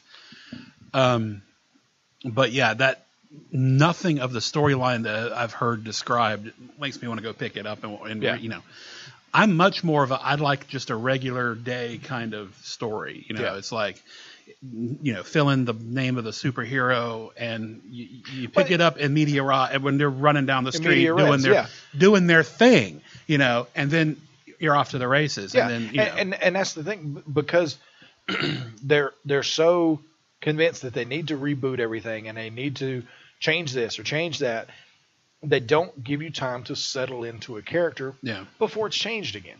Yeah, right. Like we're laughing because Unbeatable Squirrel Girl has been boasting that they're having 2 number ones in 1 year, and they're probably the only series that can do that and have it actually make make sense. Yeah. Yeah. So that's, I mean, it's kind of cool to say, hey, we had 2 number ones, but then at the same time you have to go why? Well, because they did it as a joke. I mean, because it's ridiculous. But only Unbeatable Squirrel Girl can be like, yeah, only Squirrel Girl. Awesome. Yeah, Squirrel Girl is hilarious. Yeah, that would be one of the. It's one of those that are. It's just fun. She controls squirrels. That's her superpower. But great. She can't be beat. She's beaten Galactus. She's beaten Iron Man. She's beaten Doctor Doom. I mean, that's who you want on your like fantasy superhero team. But anyway, we got off on a tangent there. But the all new, all different Avengers, which is essentially like Avengers on a budget, because you have Iron Man, Vision, Sam Thor, Wilson, Captain America, the budget Captain America. What is that Winter Soldier? Oh, Falcon. It's not even. Yeah, so Sam Wilson. It's third string. Yes. Captain America. Yes. Yeah, Falcon is now but again, it sounds kind of harsh to say that. I read Captain America. I've read Captain America for a long time, so I'm reading the Falcon Cap. But even in his own book, he's being treated kind of like a second stringer. Yeah, because he's always coming from behind. He's always. It's not like when Steve Rogers is Captain America, and it's like, okay, you're writing him this way. Yeah. So why should anybody else look at him any other way? How did he get? Well, just you don't have to tell me how. But Steve Rogers got aged. He went to another dimension where he got aged to his true age, which is like ancient. Yeah. Fart and dust. And so he had to pass the mantle on to Falcon. So does Falcon have superpowers? Is he enhanced? Just what he had. I mean, he has like enhanced strength, and he's got the suit. Just like in Avengers, or not Avengers, the jetpack. Yeah, Winter Soldier. He's got the wings. Okay, and he can in the comics he can telepathically communicate with birds. Cool, because that's what you need. He's got one specifically called Red Wing. Wing. Be better though. That's true. Okay, yeah, but he's got the shield, and his suit is actually kind of an amalgam of the two. Okay, it looks like Captain America, but it's got the Falcon. Visor and everything. It's the Falcon hardware with the Captain American. Yes. More the movie, less the comic book Falcon. Yes. So they sort of brought in the aesthetic of. Yeah, because in the old school comic book look, he actually had like feathers. Tights. Yeah, it was like a head cowl with the hair out. On the top. Yeah, with his fro coming out the top. Yeah. So, but yeah, the all different Avengers starts. So you've got them, the female Thor. Then Miss Marvel, Nova, who is a teenager, and there's somebody else I'm forgetting. Wolverine lady. Yeah, no, not in Avengers. Oh, okay. Miles Morales, Spider-Man. Oh, Spider-Man. So we got Spider-Man and Avengers. Cool. Yeah. So so that's coming out in November. Miss Marvel #1, which again, she was just getting going. I think they were on like 16, 17. Well, wait a minute. In her series. I just read the beginning of that on the digital comics. I got her Miss Marvel. Yeah. You said like a year and a half ago origin story. Yeah, it was great. It's great. So they're and her rebooting it again. Well, they're not. That's the thing. They're restarting the series. That's just a numbering thing. Yeah, and it's the same thing. The New 52. That and it's another thing that bugs me about the New 52 that I come back to all the time. It seems like a little thing, but they renumbered everything. So Action Comics, that was over 900 and was going to be the first comic to cross 1,000. Now is at 42. Yeah. Thanks, guys. Yeah. It doesn't make any sense to me. Yeah. But they want to manufacture new #1s. Yeah. But Miss Marvel #1 is going to be coming out. The story's not going to be changed. She's not being rebooted or anything, which it's a very good story. I really enjoyed that because it had a little bit of the Guardians of the Galaxy. They popped in for about half an issue or something. And I mean, I don't do this often. I'm burning through my phone finishing that up. Yeah. And I don't know how many, it was 4 or 5 issues in one thing. And so I assume it wasn't numbered that, I don't think, but it was number 1 through 5. I mean, it was the beginning. Where I think it's probably, I've got the same trade paperback. Yeah. Yeah, and she was basically was inhuman. Yeah, and she got and there was a little bit of the the Whedon Buffy kind of humor to it. She's snarky, it was what I like. I mean, it was right up my alley. And she's she's a Muslim teenager, so it's a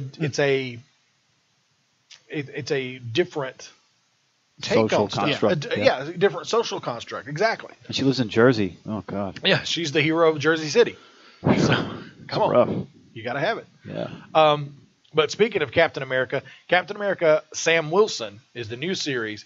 Number 3 will be out in November, and that will feature the return of Nightshade and Catwolf. Oh.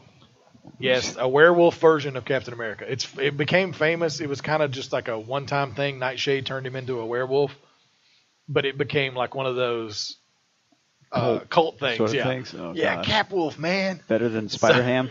Yeah, kind of.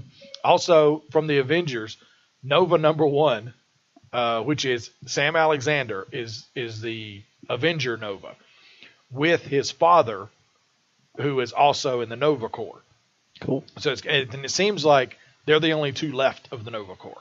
Oh, wow. So it's like the 2 of them patrolling the galaxy. So Nova is related to Guardians of the Galaxy, the whole Nova Prime and the Nova. Exactly. Yeah. Yes. Okay. The Nova Corps that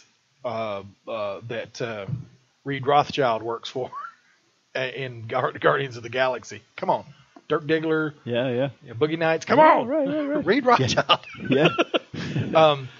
That's there's a hero that's part of the Nova Corps that's just referred to as Nova in the Marvel Universe. So, also the all-new, we've talked about this, the all-new X-Men 1 and 2 will be out in November. That's the one where the original team plus the new Wolverine and the 2 ones that we were looking at, Oya and the other one that's the clone of Apocalypse is now being called Kid Apocalypse. You're kidding. That is an awesome name. That's a DC. That's like, dude, that's a boxer name. I think like Apocalypse Lad would have been better. I think I saw him on Lucha Libre last week. Kid Apocalypse. I have a correction to make. The one that I was reading was Carol Danvers' new story. Captain Marvel. Okay. Captain Marvel, yes. Which the old mantle went to the new character who is a Muslim American. Carol Danvers was Miss Marvel for a while. She was Miss Marvel for a while. When she was in the X-Men, I think, right? Yes, I think so, yeah. Yeah. But now she's Captain Marvel. Yeah. Okay. So, but that one's getting another number 1 too, I guess, right? Yes. The Captain Marvel. Yes. Yeah. Okay. Spider-Woman number 1, which Jessica Drew is pregnant. Yeah, and now she's pregnant. Yeah, I've seen it on the shelf. Yeah. Is it out? Or, no, it's supposed to be out in November. Oh, is it November? It's in the you saw it in the previews magazine. The picture of her pregnant. Preggers, yeah. Well, I've seen some Spider-Woman on the shelf. It might have been what was a series the going series. Now. That's the thing. They're redoing the series again. Just but now renumbering she's going to be pregnant. It'd be interesting because I've been reading that series. To be interested where that came from because she's not even dating anybody. There you go. So I kind of immaculate spider conception. Speaking of the Spider-Verse, Web Warriors number 1 will essentially be like an ongoing Spider-Verse. There's all the Spider-Men that were involved in Spider-Verse now have like a home dimension. And for spider people, and they go out from there to do. It's the missions. Green Lantern Spider Corps. Kind of, basically. Yeah. Star-Lord number 1 looks to be. I don't know this for sure, but it looks like a flashback there to like before he goes out to become the Guardian of the Galaxy. Okay, before the movie group. Yeah. Yep. Then there's Venom Space Knight. Obviously, it's Venom in space. And Flash Thompson is now Venom. Oh. Yeah. Like the old Spider-Man bully. Exactly. Wow. Yes. And he's a double amputee. So the symbiote suit Gives him arms? Gives him arms, yeah. Oh, wow. So that's interesting. Why is that creepy to me? I don't understand. Anyway, yeah. Drax #1, Cool. also coming out of Guardians of the Galaxy. Yeah, this wow. one will actually be written by CM Punk. Wow. So this will be, he wrote a story on the Thor Annual. It was okay, but that was the thing when it first came out. That was the thing I wanted to see was him get a chance to write a larger story. And so this will be his. I don't know if he's just the first one or whether this is going to be an ongoing series that he's going to be writing. But it's listed as written by CM Punk and Cullen Bunn. So they actually also had a Punk variant cover because Punk is now fighting in the UFC. A variant cover for Drax #1 is him like in the it was the IFC Interstellar Fight awesome. Fight Club, and well, Batista right is Drax in the movie. Yeah, and he had the raps that Punk always does. He always when he was in the WWE, he always would wrap his hands like he was in a bare knuckle fight, basically. Well, not bare knuckle because he's got Thai boxing. Yeah, and they would X on each one because that's how when the referees check your wraps, they check that they're okay and there's nothing in them, that you don't have it loaded, and they put an X there to say that certified. So Drax has the X thing just like CM Punk, and he's got on his trunks it has BITW. Punk always said, "I'm the best in the world." Nice. And so it was kind of a nod to CM Punk there. Yeah. Awesome. Also, the Illuminati #1 essentially looks like a bunch of C-list villains. Really? Just thrown together. I haven't been into Illuminati. I heard they were important with World's End stuff. And yeah, it seems like they're involved in Secret Wars. But this seems to be like a different group because who was it? Like Black Panther, and somebody else Black Bolt was actually in the Illuminati that's involved in the Secret Wars. Yeah. But this looks like it's just a bunch of C-level villains, and they just went, okay, let's take them and throw them in there and release it. So we'll see how that does. Right. Deadpool #1 and #2. Cool. It makes absolute sense to do that because they just finished up his series. Secret Wars? No, his ongoing Deadpool series was maybe 6-8 months ago. It ended. The last issue was number 45, but they renamed it 250 because it sounded better. And so they went from 44 to 250. Yeah, the end of it was he actually had found his family. He was happy again. He had stopped being Deadpool and decided he was going to be just a normal human. And there was an incursion, and the world was destroyed. So perfect. Perfect. So now we'll get a Deadpool #1 and #2 coming out of the Secret Wars, the Battle Wars. Hercules #1. That's kind of interested to see. He's always been like a old school character. Yeah. He was an Avenger for a while too. Yeah, and he's always been like a side character. I don't know. I'm sure at some point he has had his own series. But, I'm sure. Yeah. He's been like just a supporting character for a good while. Mm-hmm. Also, the all new Wolverine gets her own series 1 and 2. Cool. That'll be out in November. Moon Girl and Devil Dinosaur. Yeah. Oh yeah. A preteen. This is right out of the description.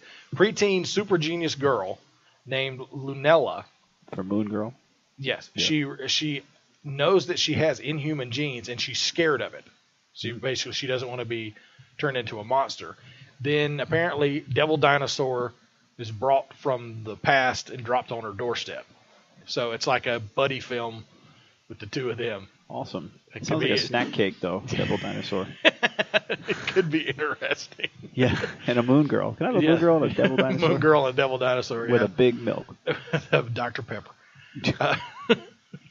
Amazing Spider-Man #3 will be out in November as well. And the picture for Amazing Spider-Man #1, it looked like Peter was in Asia. But now on this one, he is in New York. He's at the New York headquarters for Parker Industries, the Baxter Building. Awesome. So and apparently Johnny doesn't want to leave the premises. So you got Human Torch on there against Spider-Man. Oh, that's cool. So that could be interesting. You got Carnage 1 and 2, which is, it looks like it's going to be like a straight horror comic. Because Carnage is just nuts. Dark, yeah. The Silk #1, again, rebooting a character that just started. Spider-Man, yeah. She's only up to like 5 in her series, and now they're rebooting it. But Black Knight #1, the one that we were talking about coming out of Weird World. Yeah, right. That one will be coming out in November. This one actually looks really interesting. The Vision #1. He'll get his own series. In his quest to make himself human, he decides what's more human than a family. So he makes a wife and 2 kids. Whoa. And they all have his powers. And it's the cover, like the Metal Men. Yeah, the cover has them phasing through a door, like the Ozzy and Harriet front door of the instead of opening the door. They just phase through and lean through. Oh, that's so great. it has potential to be really good. Oh, I hope so. That sounds fun.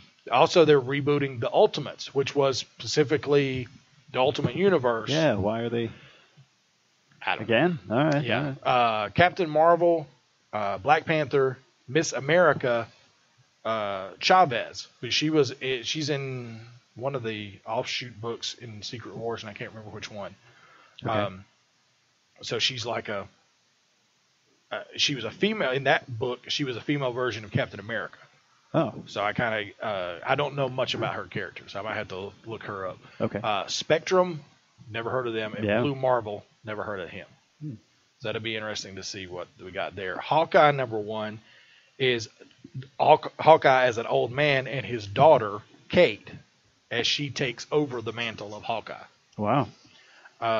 Then you got Mighty Thor #1, which is still Jane Foster, Yep. the female Thor, who is dying of. Jane Foster is dying of cancer, so she turns into Thor, and she's halts. Yeah, she's fine. Yeah. Oh wow. And then you got Uncanny Avengers, the New Avengers #3, Secret Wars 2, which we talked about last week, Yeah. which is kind of a comedic take on the Secret Wars. Unbeatable Squirrel Girl, again, there's your #1. Awesome. The Uncanny Inhumans. There's a lot of uncanny stuff. Yeah. We are going to get a Spider-Gwen #0, and her series has already started because in November it's listing Spider-Gwen #0 and #2. Uh-huh. So at some point we're going to already have had #1, then they'll do a #0. I don't know, maybe a flashback because they never showed her actual origin or Peter dying. In It's just Spider-Verse, it picks up with Peter's dead and people blame her. Right, they did for with Peter Gwen dying. Stacy. Yeah. Right. Yeah, so Wow. So we might get a flashback to her origin. That's exciting. Also going to get Extraordinary X-Men #3. Old Man Logan is in this book. So Logan is in the universe. Oh, cool. He meets a teenage Yes. Jean Grey. He meets a she teenage starts. Jean Grey. So this was original X-Men team, Yeah, right? exactly. So he gets to meet her there. Doctor Strange #2, so they're rebooting his series. The Guardians of the Galaxy. It looked, from looking at the cover of Guardians of the Galaxy, it looks like Thing and Venom are part of the group. What? And there's some female that I don't know.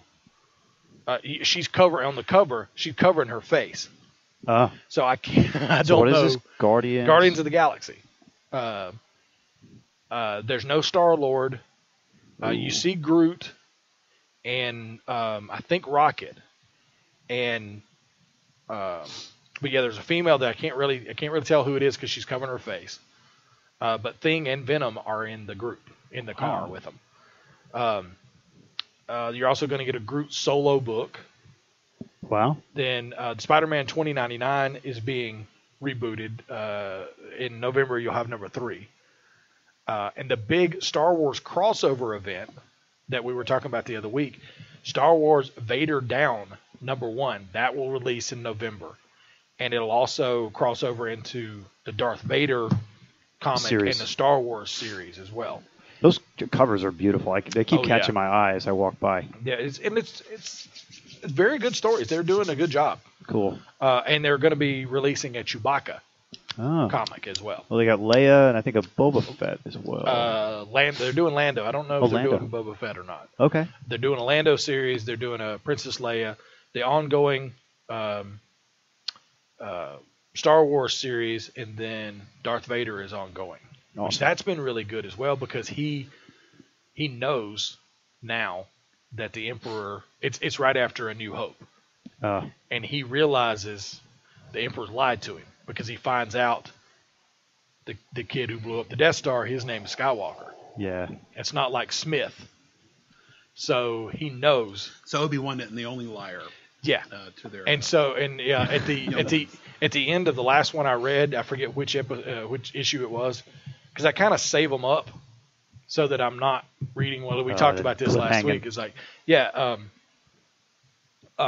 last one I read, he realized that, and they did it in flashbacks where he's asking the Emperor about Padme, and he tells her that, oh, you killed her, and he realized, okay, she had a kid. That's my kid. So he lied to me. And as they're doing the flashback, they close in on his fist, and he slowly closes his fist. And then he's standing on the bridge of the Star Destroyer looking out the front window.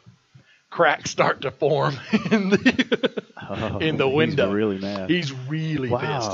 I want to read this now. This sounds really it's a good series. Yeah, I wasn't sure where it was in the continuum, but that sounds really fascinating. It's right after A New Hope, and he's been blamed for the Death Star. The destruction. Yeah. Oh. So, yeah. Because it seemed like he might have been knocked down a rank because he was just doing one of the triangles in Empire, basically, right? I mean, he wasn't. Yeah, he was blamed for that. Because he was supposed to, he let Grand Moff Tarkin's dead, so he can't take the blame. Well, exactly. Tarkin is the one whose fault it really was. Exactly. Because he's like, what do you mean evacuate? Yeah, exactly. So, Really invulnerable. But there's nobody else to shoulder the blame, so he's next in line. So, but yeah, that's going to all be in November. And now DC Comics also in November, they're going to have Justice League of America #6. Which continues the Rao story. I don't know if you've been reading. No, I picked up the first issue, but I haven't gone since. Yeah, I've been still trying to get through Convergence. But what's this Rao story? A ship shows up, and claims to be the Kryptonian god Rao. Wow. And basically wants to convert everybody to worshiping Rao, and gets in Superman's head. It kind of, I'm not believe it. It's got to be some kind of weird ruse. But sure. Superman is all in, and he's saying, "Oh yeah, you got to listen to him." And Batman, of course, is going, "Whoa, what are you doing? What's going on?" So he's the skeptical one. So it's been a very good storyline. So you smell shenanigans? I smell shenanigans. Yeah, shenanigans. Chicanery. Flash #46. The cover for the only reason I'm mentioning this is the cover of that one. I noticed his symbol's now dark, like the TV show. Like now Barry's. the TV show has changed to white, yeah. And now the comic has changed to be like the TV show. Oh boy. Martian Manhunter, also #6, will come out in November. That one's been an interesting series because he's not the only Martian anymore. Oh. There's other Martians. I know Miss Martian, right? It's like his niece. Yeah, this is like a lot. There's he wasn't the last Martian, and he left because there was nobody there. This I think is building up to he left because he didn't want to be part of their society anymore. Oh wow! And there's apparently a Martian invasion coming. Awesome. So that could be interesting. Fire bad. Yeah, exactly. Yeah, right. All right. Well, at least I know how to beat him. Yeah. Marvel will also release a Blade the Vampire Slayer collection, like a trade paperback. That should be good. It actually it collects. It's called Blade Undead by Daylight, and it collects the 4 different Tomb of Draculas from the 70s and Blade Crescent City Blues. Nice. Actually, the other day I was looking on eBay at some comics, and there was some old Tomb of Draculas. I got number 1. Oh, do you? Yeah, Wow. I got it in very good condition. Wow, that's a big deal. I went on a key spree, and that came up as like a key comic, and I was like, all right. Yeah, that's a big deal. Yeah. But yeah, one of the ones that the cover, it was Tomb of Dracula, and then down at the bottom, where's my coffin? And I know it wasn't meant to be funny, but it just struck me so funny. Where's my coffin? Yeah, right. It's missing. Sonny, have you seen my coffin? Those wacky Get off vampires. my crypt. Those wacky vampires stole my coffin. But that is a spin of the comic rack. We're going to take a break, and coming up right after this, we're going to have a character spotlight on Supergirl. Ranger Station, Ranger speaking. Hi. I'd like to report a bear hug. Okay. Well, before I left my campsite, I was putting out my fire, and out of nowhere, Smokey Bear showed up and hugged me? So you drowned the fire, you stirred it, drowned it again, and felt that it was cold? Uh-huh. Oh, yeah. He likes it when people correctly put out their campfires. He's pretty big on wildfire prevention. He's just letting you know you did good with a hug. He's a hugger. I just got a bear hug from Smokey Bear. Status update! All right, I'm going to let you go now. I've got a lot of ranger stuff to do. There are many ways to start a fire, but one sure way to put it out. Learn how you can do your part at SmokeyBear.com. Only you can prevent wildfires. Sponsored by the U.S. Forest Service, Ad Council, and your state forester. Your weekly dose of the Ninja Troll Digicast. All right, here we are back on the Ninja Troll Digicast, and actually something we've forgot to mention up until this point. Sadly, today we heard about the passing of Yvonne Craig, who played Batgirl in the 1960s TV series. There was somebody that I saw, a friend of mine posted a picture of her and said that my first crush absolutely has passed away. Oh, Yeah, she was, back when that show was on, she was, I think, a very big feminist icon, because she was treated as an equal, even though she was Batgirl. On that show, she was treated as an equal most of the time. And she saved them. Well, yeah, I don't think there was a whole lot of saving her as much as, you know. She fought side by side with them, and there was times that she saved them. Yeah. So, yeah, but it was sad to hear that she had passed away. It was from breast cancer? Breast cancer. Okay. Yeah, she was 78, but, Wow. She's been in a ton of stuff. Like she was, we were talking before about a Star Trek episode. I've got it here. It was, let's see. It was the Star Trek episode was Whom Gods Destroy. Whom the Gods Destroy. Yeah, okay. She played it wasn't Mardo. Dagger of the Mind. Yeah, it was. We were just talking about it in the break there. It was a rehabilitation colony, basically like an asylum, and she played Crazy. Yes. Really good. A Crazy Orion. Yes. Yeah, the green woman. Yeah. So she was on My Three Sons. Yeah. Going back, The Man from U.N.C.L.E., McHale's Navy, Voyage to the Bottom of the Sea. A lot of TV work. Yeah, lots of stuff. And then all the way even into the 70s, post Batman, Mod Squad. Let's see, Land of the Giants, another sci-fi great. Cool. Let's see what else we hear. Love American Style. Kojak, Emergency, $6 Million Man. Oh, wow, cool. Yeah, she was Lena Bannister. Nice. Starsky and Hutch.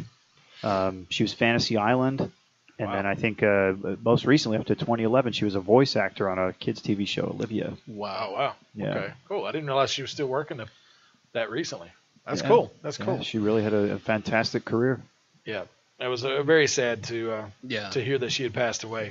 But it does kind of lead us into our character spotlight, which is Supergirl, not Batgirl. Mm-hmm. We talked about last week that with the new Supergirl TV show coming up, right? We wanted to kind of take a look at her character and also the character of Power Girl, which is in our multiverse multiverse story this week.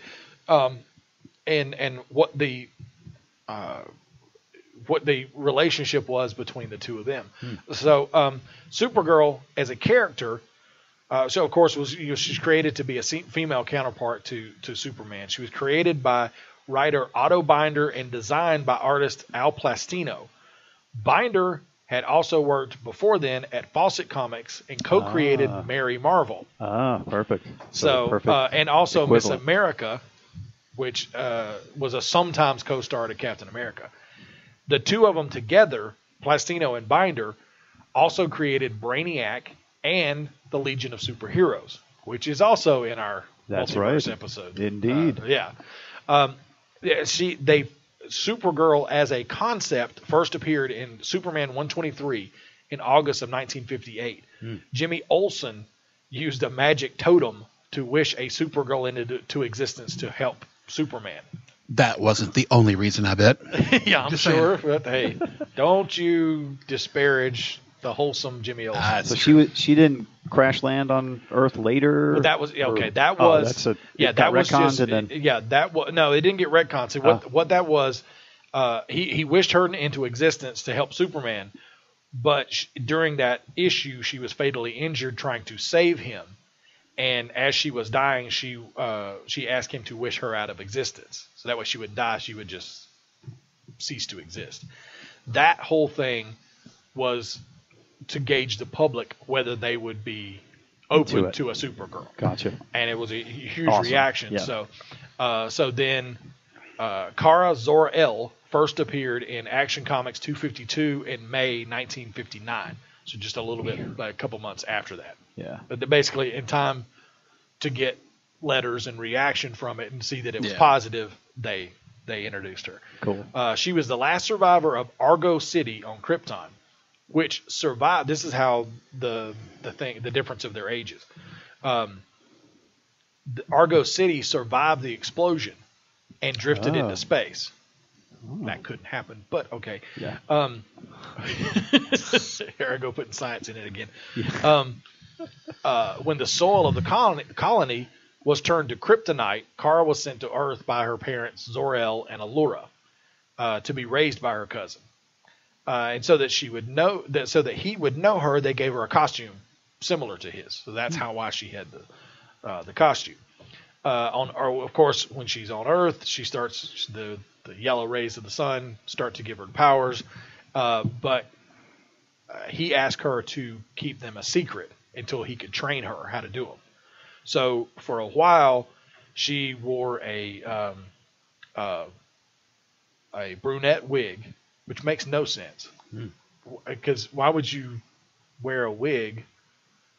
Because to not look like Superman, well, he doesn't have blonde hair. Yeah. So I don't get. And he that didn't part. know her previously, did he? And of course not, because he was a baby in a spaceship. Well, yes, that's the thing. Yeah, she knew him because she was a teenager when he was a baby, but because he was sent to the Earth and then he aged when she showed up. He's like full grown and she's like a teenager. Oh yeah, that time dilation thing and exactly. So, but she adopted the name Linda Lee and entered an orphanage. For 2 years, she only did Super Ds in secret. So basically, she would do something, save somebody, and then come up with like a clever way to hide what she had done. Or she would also travel to the 30th century to the Legion of Superheroes. She was actually a member of the Legion of Superheroes. Okay. And then going there was like a release for her. She didn't have to hide anything. Yeah. So, but after a while, Superman introduced her to the world in Action Comics 285 in February of 1962. So that was 3 years that she basically hid her existence from the world. She was adopted by Fred and Edna Danvers and changed her name to Linda Lee Danvers and went to Midvale High School. She appeared in Action Comics and other titles that were unrelated to Superman. And in 1969, she became the lead feature in Adventure Comics. She got her own title from 1972 to 1974 and a second series called The Daring New Adventures of Supergirl from 82 to 84. Like I said, she traveled to the 30th century a lot and joined the Legion of Superheroes, and actually, I think it was, I forget which one of the Legionnaires, but she was dating them for a while. I think it was Sunboy. Okay, but he's probably the biggest one. Yeah, she dated him for a while, but then they broke up because you talk about long distance relationship from the 20th to the 30th century. That's a long way. It's an investment. They came when the Crisis came around. DC wanted to, Chris and I were just in the break. Chris and I were just talking about how they wanted to make sure. DC and Marvel wanted to make sure that everybody knew that these big events were important. To do that for Crisis, they actually killed off characters. One being the Flash, one being Supergirl. She died in Crisis on Infinite Earths number 7. And it actually was a very poignant moment. She sacrificed herself to save Superman and the multiverse, basically, and died in his arms. It was a very poignant moment and great cover. Great cover, yeah. Him holding her as she's dying and just crying. Screaming and crying, yeah. It was a big deal. And after the Crisis, they decided, the editorial decision was made to say, okay, he should be the only survivor of Krypton. So they still liked the Supergirl concept, but they needed to come up with a way to do it without her being from Krypton. So in 1988, a new Supergirl debuted as a man-made life form made of synthetic protoplasm referred to as Matrix. Yeah, this one didn't last long, so that's probably why you don't remember. There was a Convergence offshoot of Matrix. Oh. The Supergirl little mini-series in Convergence was the Matrix Supergirl. Wow. And she's a robot? Kinda. She was made out of protoplasm. T-1000? She was a shapeshifter. Okay. So she just chose to look like Supergirl. Okay. She was created by the Lex Luthor from a pocket continuum. Where a pocket continuum where he hadn't gone bad. So he's almost like Earth 3. Kinda, yeah. It was where they were all the heroes were dead, and I think it was like, I forget actually what happened in the pocket continuum. Like 3 Kryptonian villains came, and I think they killed all the heroes, and so he created her to be a hero. It was a way. Oh wow. But Bizarro girl. Yeah, kind of. But so she comes, I guess somehow gets into the main DC Earth. She goes to live with the Kents and goes by the name May. Matrix. See what we did there? Oh. And she even had a relationship with this Earth's Luthor before she realized he was a scumbag, basically. And the Kents were like, trying to talk her out of going out with him. Exactly. He's not a Lutheran. That's right. Yeah. This is Kansas, right? That's true. Yeah, maybe. But she eventually left and figured out what the deal was, and left him and she actually joined the Teen Titans for a short time. Then in 1996, they revamped her again because that wasn't very popular. I think it kind of fell by the wayside, and they decided to revamp it by merging her with a human named Linda Danvers. So that way they're bringing back the name of the Linda Lee of the Danvers. Pre-Crisis. Yeah. Matrix sacrifices herself to save a dying Linda Danvers, and their mind, body, and soul merge to become an earthborn angel, which is a being that is created when one selflessly sacrifices themselves for another. She lost some of her powers, but gained others, including fiery angel wings and teleporting ability. Again, this didn't last long. The two were soon separated into two beings, and Linda retained some of Supergirl's strength and durability, although she couldn't fly, but she could jump long distances. Kind of like the Hulk when he travels. Boom. Yeah.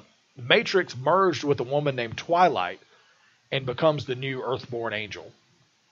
And then uses her healing power to return Linda to full Supergirl power. Now, this part is a little confusing. And I actually had to... Dither it down, Timmy. Come on. Yeah, I dithered it, and it's still confusing. It's still... Okay.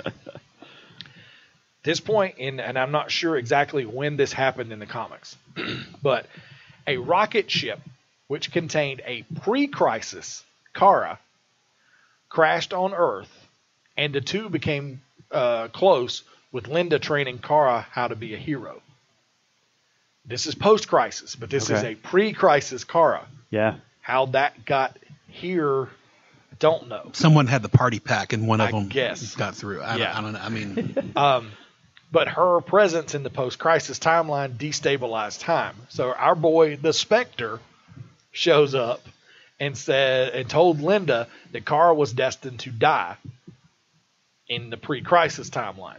Oh, so she's out of sync. She's out of sync, yeah. Uh-huh. So Linda traveled to the pre-crisis universe in her place and tried to take her place.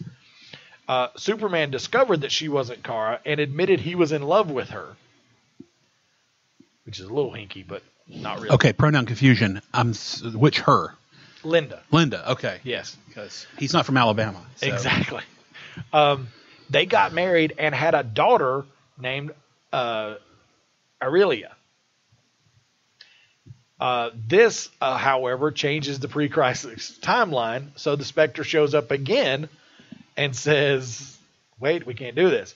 And made her go home and takes Kara and makes basically, at this point, Kara knows she's destined to die.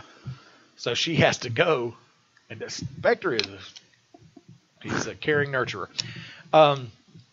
He does this in Convergence, right? Yeah. He tells that him and her in the Flash, you got to go back. You got to die. Yeah, exactly. Linda did that with the stipulation from the Spectre that her daughter would be spared. He agreed to it, but unfortunately, she saw no evidence that her daughter was around.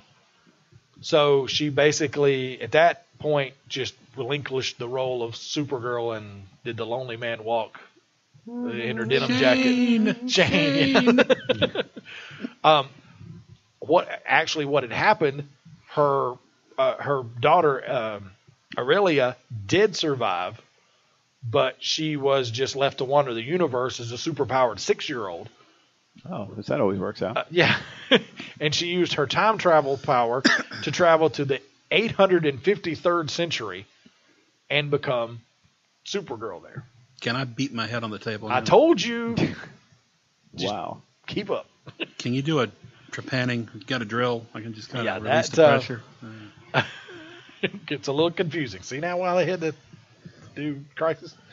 And actually, this is post-Crisis, so... I mean, it seems like when they're sweeping up the broken glass from all these big, huge things, it's just as bad, Oh, yeah. Yeah, but, I mean, stuff like this is why they felt like they need to clean stuff up every once in a while. Well, if they wouldn't do it to begin with, they wouldn't have to clean anything up. Yeah. But then again, there was nothing to promote, so... In 2003, in Superman the 10-Cent Adventure, a Supergirl named Cir-El, CIR-EL, appeared claiming to be the future daughter of Superman and Lois Lane, but it was discovered that she was actually a human girl that was altered by Brainiac on a genetic level to appear Kryptonian. And obviously, she realized that Brainiac was just messing with her, so she died foiling a plot by Brainiac. After the New 52 reboot, we got the return of Kara Zor-El, and her pod from Krypton crashed in Russia. When she came out, she was immediately attacked by armed robots and was actually just about to be taken out, but she's saved by Superman. She doesn't. She's confused. She doesn't know what's going on. She sees a guy in her family's crest and goes, "Okay, who the hell are you, and why are you wearing that?" He says, "I'm Kal-El." To her, like a day before, she's holding Cal as a baby. So she thinks he's an imposter, so they start fighting. They basically fight all over Asia. So she finally does, believe him with who he is, and the fact that Krypton's gone. Although she continues to grieve for the loss of basically everything she's ever known. And her desire to restore Krypton basically allows her to be manipulated and almost destroying Earth by another Kryptonian. But she realizes that she's being manipulated and kills him by stabbing him with kryptonite, but in the process poisons herself. So she's got kryptonite poisoning and leaves Earth to die alone. But as she does, she comes across a planet that is seemingly under attack by monsters. She intervenes to save them, but finds out that it was a trap by Brainiac and the cyborg Superman. So she's captured by them, eventually escapes and returns to Earth. But at that point, Lobo has been sent to assassinate her. So she's got a lot of pent-up energy at this point. So she just unleashes her rage on Lobo. And when she unleashes her rage, she catches the notice of a Red Lantern ring. And the Red Lantern rings are fueled by hate. Yeah, right. So when she released all her anger and her hate, it charged it up. It was like, oh, hey, wait a minute. And so it came looking and fused to her. So now she's a Red Lantern, which completely just blasts her mind. She's completely insane. Wow. So the Green Lanterns find her and take her to Hal Jordan, who immediately recognizes her as a Kryptonian. So he takes her to Guy Gardner. I need to do a spotlight on the Lanterns too, because I never realized that Guy was ahead of one of the factions of the Red Lanterns, which makes sense because he's always pissed. But so Hal takes her to Guy, and he is able to restore her sanity. Take the Red Lantern power. No, she's still a Red Lantern, but he's able to get her mind back, basically. Wow. So as a Red Lantern, she's in a battle with a being called a World Killer. Oh wow! I'm seeing a picture. She's awesome looking. Yeah. The World Killer tries to take her over. Yeah, she's pretty serious. And to get rid of it, to kill it, she flies in. She takes off her ring, so she's not protected by the ring anymore, and she flies into the sun, which kills the World Killer, but also at the same time gets rid of the kryptonite that was still in her, that was poisoning her. And then we find out that she's essentially immortal because she doesn't die in the doesn't that recharge the Kryptonian in her? Yeah, that's the thing. With the yellow sun, that could be like recharging her. So she comes out of the sun without her power. Removes the power ring from her, so she's no longer a Red Lantern, but she also doesn't have any sign of kryptonite poisoning. Cool. It's the Red Daughter series. This is pretty recent. Yeah, it's very recent. Yeah, this is cool. Now, Power Girl is the Earth 2 version of Supergirl. Okay, that makes sense. She's Kara Zor-El with no E, so it's just she's L, not Latino. But that's the how Superman. Kal-El was. Yeah, it was Kal-El, just the word, right. Just the letter. Or she also goes by Karen Starr. She first appeared in All-Star Comics number 58 in January 1976. So it's real right before this. Yeah, exactly. Yeah. She becomes stranded on Earth 1 and becomes acquainted with that world's Superman and Supergirl. While she is biologically the same person as Supergirl, she usually behaves as an older, more mature, more level-headed version of Supergirl, because Supergirl is a teenager. So, right. Yeah. So she's more of a grown-up version of Supergirl. She has, of course, the different name, Power Girl. It's not Supergirl. It's Power Girl. So she obviously made a distinction between her, rather than being just a female version of Superman. She wants to be her own hero. So she's been part of the JSA, which is in our multiverse segment. She's been part of Infinity Incorporated, Justice League Europe, and the Birds of Prey group. In the right post-crisis, she was retconned as the granddaughter of an Atlantean sorcerer known as Arian. But this was very unpopular, so they retconned it again and back to her Earth 2 origin. Arian. Good name. What we just, never mind that. Yeah, what we just did, no. It was a dream in the shower, never mind. Exactly, yeah. Bobby Ewing just came out of the shower. Now, in the New 52, Power Girl was from Earth 2, the Earth 2 that exists in the New 52, but was thrown to Earth Prime by an interdimensional vortex of unknown origin. And so she's been on Earth 1, or Prime Earth is what they call it after the New 52.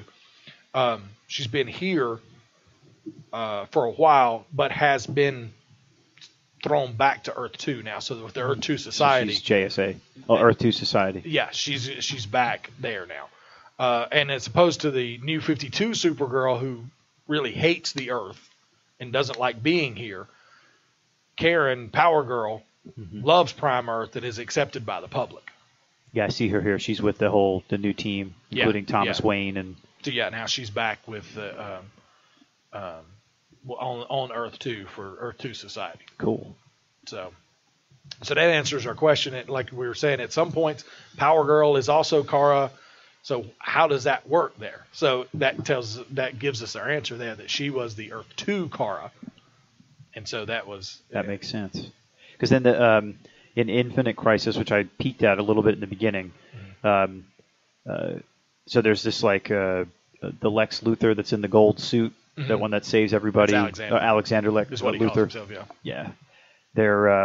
He finds her and reminds her who she is. Yeah. And she's like, "No, what are you talking about? What was this crisis? I don't know what you're talking about." Yeah. And then it all kind of comes flushing back, and she's like, "Well," and then she hugs Superman and was like, "Oh, you never left," and all this, and they're in that little sort of crease where they got saved. There's like a Earth 2 Superman, and then Lois Lane. He managed to save them right before the destruction of the in the multiverse. New 52 Earth 2, their Apocalypse attacked, and everybody got killed. The Batman, Superman, Wonder Woman all died fighting the Apocalypse invasion. And that was, at that point, is when she got thrown away. So that's when they had to, the new heroes like Jay Garrick and Alan Scott. The younger. Right. And the African American Superman. And Val-Zod. Val-Zod, right. Yeah, they all came into, but she was not there. She was thrown to Prime Earth. So that has been, now she, like we said, she's now back on Earth too. Cool. So, well, good. I mean, because I think she had a long stretch there of being Power Girl on Earth 2, being a Justice Society member, and got plenty of crossover in Crisis. So all right. Well, that's our character spotlight on Supergirl / Power Girl. We're going to take a break, and coming up right after that, we're going to visit the 30th century in our Exploring the Multiverse segment. Our hailing frequencies are always open. Find us on Facebook, Twitter, or Instagram. Just search Ninja Troll Digicast or drop us an email at ninjatroll@digitaltuxedo.com. Just now, another kid dropped out of school. There's one every 20 seconds.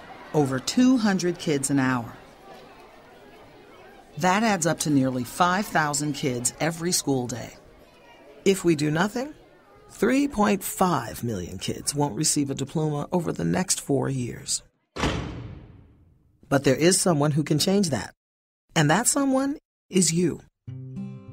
United Way knows that kids who have a caring adult in their life are more likely to make it. So make a pledge. Tutor a child who needs help. Mentor a kid who needs someone on their side. Volunteer to read to children. Because the path to success or failure starts long before graduation day. And the difference between a graduate and a dropout could be you. Take the pledge to volunteer now at unitedway.org. Brought to you by United Way and the Ad Council. Come and play with us. Evil spirits can't hurt you here. You're safe. The Ninja Troll Digicast. I ain't afraid of no ghosts. All right, welcome back to the Ninja Troll Digicast. And now, as we always do, it's time to visit the Misty Borderlands in the multiverse.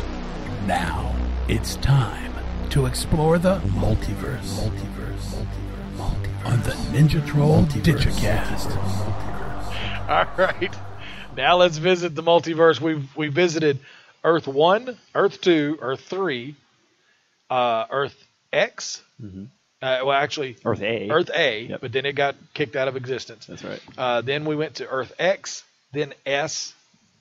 Now we're going to the 30th century. Is this technically still Earth 1? I believe it's Earth 1. Yeah, I couldn't quite They never figure that really out. say. Yeah, no, because they just kind of, because another giant hand comes back. The giant hand is a recurring theme in the Justice League. I need to do something about that. Right. I got to say, sorry, we got Chris here. Chris, sorry, that your bumper there for the multiverse, I think is some of your best work. Oh, well, thank you. I think that's Jaws in space. Thank you. Jaws in space. I Right. appreciate it. And it's I get my excited. clones, thank you. That's all I can say.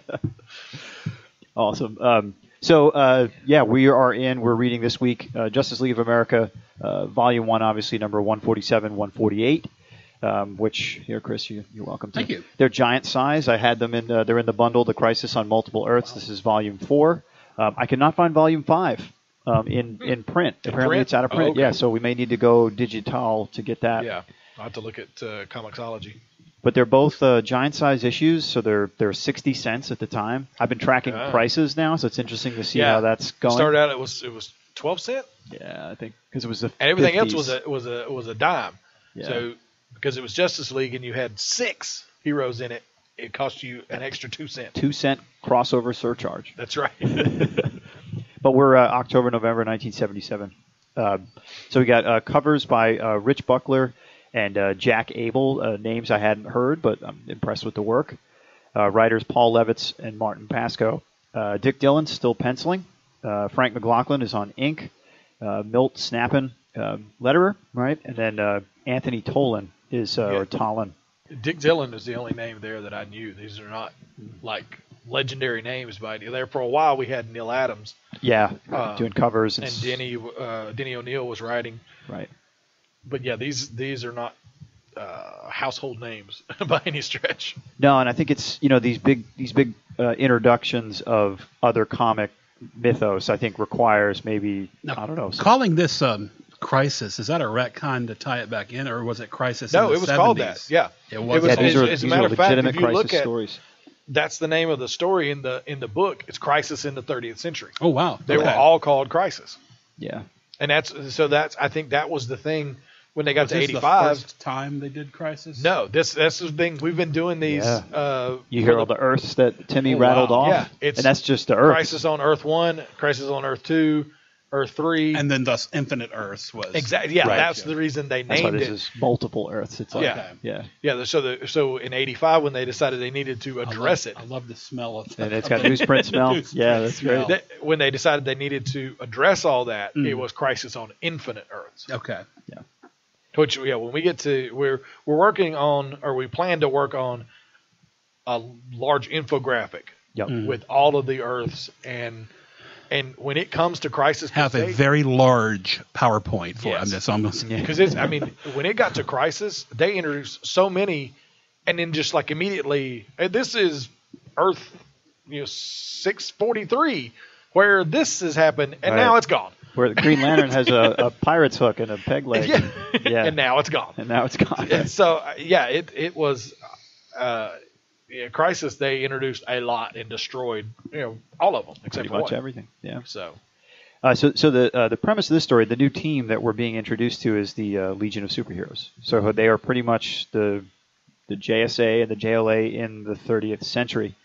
So just a quick sort of rundown on them. Legion of Superheroes, their 30th centuries. They first appeared in 1958, Adventure Comics 247, and Otto Binder and Al Plastino were their creators. and they were really connected to Superboy. So like, and it's interesting to learn that Kara-El goes to the 30th century also, because that makes all that sense there.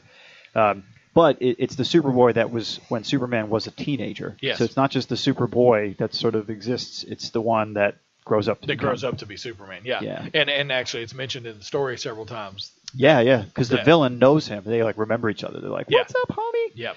So so they're time travelers. So that's a theme here, is we're jumping through the time barrier in this space, and I mean they're very consistent as a team for a very long time. I think their reboot happened at 0 Hour in '94. Yes. So they were from the 50s on just building, and then finally flipped over in 0 Hour to be a brand new team. So we see in this story Brainiac 5, Chameleon Boy, Princess Projectra, who's your favorite. The stupidest name. Shadow Lass. Yep. Yeah, the Legion had really crappy names. And they had like a weird logo, and it was like overly. I've never gotten into in Legion. I've not. Our friend Charles Easley, though, is a big Legion of Superheroes Is he? Okay. friends. Yeah, he's mentioned that a few times. He really likes that squad. We also have a Saturn Girl, Sun Boy, who we mentioned may have been the love interest of Supergirl, who traveled, Ultra Boy, and Wildfire. Okay. So villains in this, we've got some cool villains, actually. So the first villain we meet is Psycho-Pirate, who is a major player in Crisis. Yeah, he turns into be a big deal in Crisis. But the real big baddie is Mordru, the evil wizard. He's like the greatest wizard of the 30th century. And then he sort of summons these demons later on. There's a pretty epic fight, like a 15-page fight between the Legionnaires, the JSA, and the JLA against these demons, and the demons kind of kicked their butts for a while. Yeah. There was a lot of fighting. I think what this did was like, how would you call this? This was sort of like a power matchup. Yeah. It was like whose powers match up with whose, who would be a good team. I felt like they were like testing things, as we mentioned before. Could very possibly be that. For sure. But did you catch what planet Mordru was from? No. The planet Xerox. Awesome. Spelled with a Z. Oh, well, yeah, right. You would, yeah. Maybe that's why they call the second story Crisis in Triplicate. When did Xerox become a company? You continue with your story. I'll Xerox, figure that out. Palo Alto, I don't know. You look it up. Yeah. You Google that shit. I'll do that. All right, so we do our brief synopsis here. So the JSA members are visiting the Justice League briefly following a battle against Psycho-Pirate. They're sort of putting him in jail. When a gigantic magical hand there it is again. Crashes the party like a metal hand. Giant hand. Yeah. Who did they need to fight them? The squadron of yeah, he's got Prince rings on apparently. Yeah, right? well, that's Dr. Fate. He was trying to fight him. Yeah. So the hand grabs them. It grabs 5 members from each team, very, very selectively, and yanks them into the year 2977, which is where the Legion lives. Yeah. And Mordru the Magician, who's the arch enemy of the Legion of Superheroes. So he's captured also 5 Legionnaires, and he's holding them hostage. Okay, so they were already captured before. That happens before the story basically starts. And here's the deal. Here's why the hand came back to grab them. So a lot of the story takes place in the Watchtower, which was then just known as the JLA satellite. Yes. Which now the JSA and the JLA both have like their own rec rooms in. So the Misty Borderland Lounge, I think, is losing its flair. Man. This is the 70s now, Tim. So all that 60s stuff is looking pretty dated. So he's holding them hostage, and then the Legionnaires have basically traveled through time to find these 3 sacred items that are quite interesting. So we have the green bell, the red jar, and the silver wheel. Yes.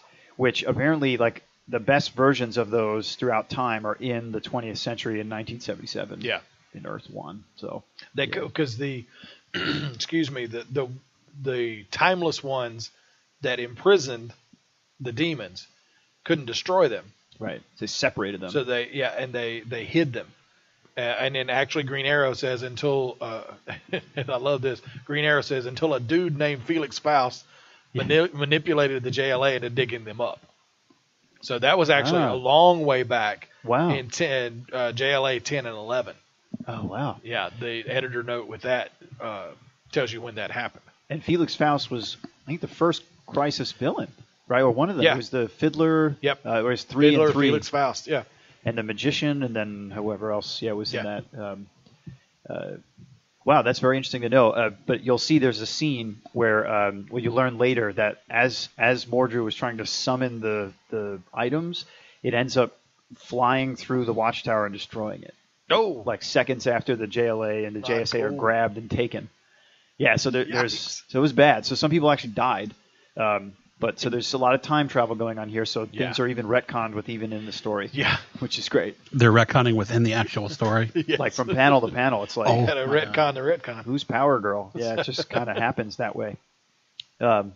So these artifacts are going to help free 3 ancient demons, Abnegazar, Wrath, and Ghost, but I've seen it also written as Ghast. I thought it was Ghast, yeah. Yeah, so let's go with Ghast.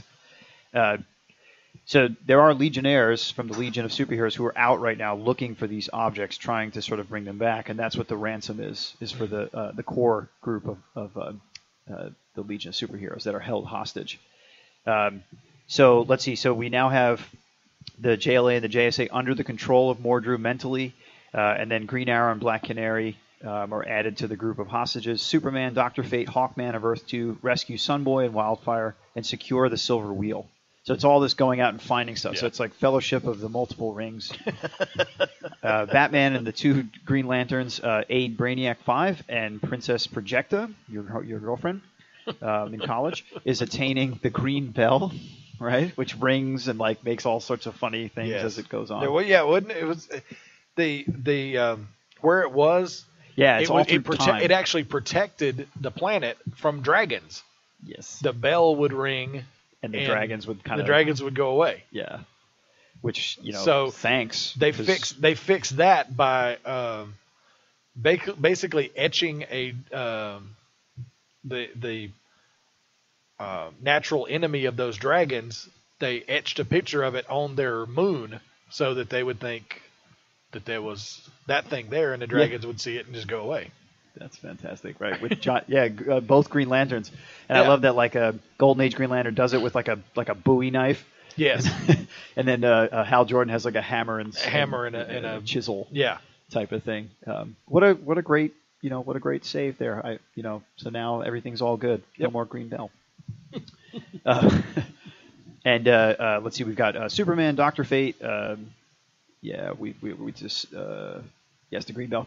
Sorry, and then Power Girl and Flash of Earth 2, who's Jay Garrick, use their super speed, this is cool, to enter a limbo-like realm, Misty, and regain the Red Jar. Yep. The Red Jar of Courage. And, no, is it not? Okay, sorry, I thought it might have been. There's a little mashup there. So of course, Mordru gets all these things. He awakens the demon, and it's basically the JLA, JSA gets sort of swindled, right? Of course, you'll go get these things and defeat everybody. Of course, they didn't tell the truth. No. I mean, come on. But now here's the twist, which is quite interesting. The demons turn on Mordru, and now they all have to team up with Mordru to sort of help save the day. Yeah. Which, like, kind of interesting, right? We've seen these supervillains all of a sudden now turned on, and all this stuff goes on. So now we're in volume 148 JLA, and so what's a good trio of demons if they don't disagree? Oh, of course. So they're trying to figure out what they want to do with Earth, and they can't sort of decide. Well, what are they going to do? So Abnegazar says, well, let's leave the world as it is. And then Wrath says, well, let's enslave the human race. And then Ghast says, well, let's have our original plan of returning the planet to its primitive state. Yeah, he just wants to wipe it clean. And he wants to get the primordial soup gurgling again on the, in the misty borderlands, I suppose. But these guys, just like when evil Johnny Thunder tried to create those really silly characters on the moon that had like the anti-powers of things. Isn't that Black Canary scene really cool? Yeah, she gets to use her powers, which is really cool. They basically like so that since their powers cancel each other out, the trio forced the superheroes to start fighting each other, right? So they start to like punch each other and hit each other with their weapons and all that great stuff. Okay, it's like, this is a big story. So it took us a long time to sort of get all this stuff rounded up. It's now this big fight, right? That's amongst themselves. We've seen this before where the JLA and the JSA fight each other. The Legion is in there as well. So we're starting to see a power matchup. Yeah. That's what I was saying. I feel like this was just sort of a proving ground for powers. It just sort of seems like what that was in the end. So Abnegazar, he enslaves the Legion. Wrath controls the Justice Society, and Gas takes control over the JLA. And then Mordru, right? He's like, well, we have to do something about this. He releases Green Arrow and Black Canary, who are now going to be our saviors from captivity. And Black Canary basically, like, they trick the demons into sort of fighting each other. And yeah, it's kind of silly. But we do get to see her do her sonic blast, which sort of like cry. Yeah, which was great. And I think, like we're talking about sort of really awesome panels. That's a really beautifully drawn panel, right? And that's Dick Dillon. It seems like Dick Dillon became a much better artist as time went on. Yeah, that's the thing. You can see him, like he was talking about Norm Brayfogle. I read him as he illustrated Batman for years. Yeah. And so I was able to watch him get better. And like I said, with that panel that I was talking about at the beginning, I feel like that was him at his height. It's the same kind of thing. We've seen Dick Dillon get better and be. Is Dick Dillon the artist of the of the Batman that you posted? That was Norm Brayfogle. Okay. But that's what I was saying with that. I watched him get better. Same thing with Dick Dillon. We watched the last couple issues, and he's become more modern styled, more almost, I'd say, influenced by Neil Adams. Because if you look at that Green Lantern right there, that looks like something. Yeah, that's like a Neil Adams kind of Green Lantern. Yeah.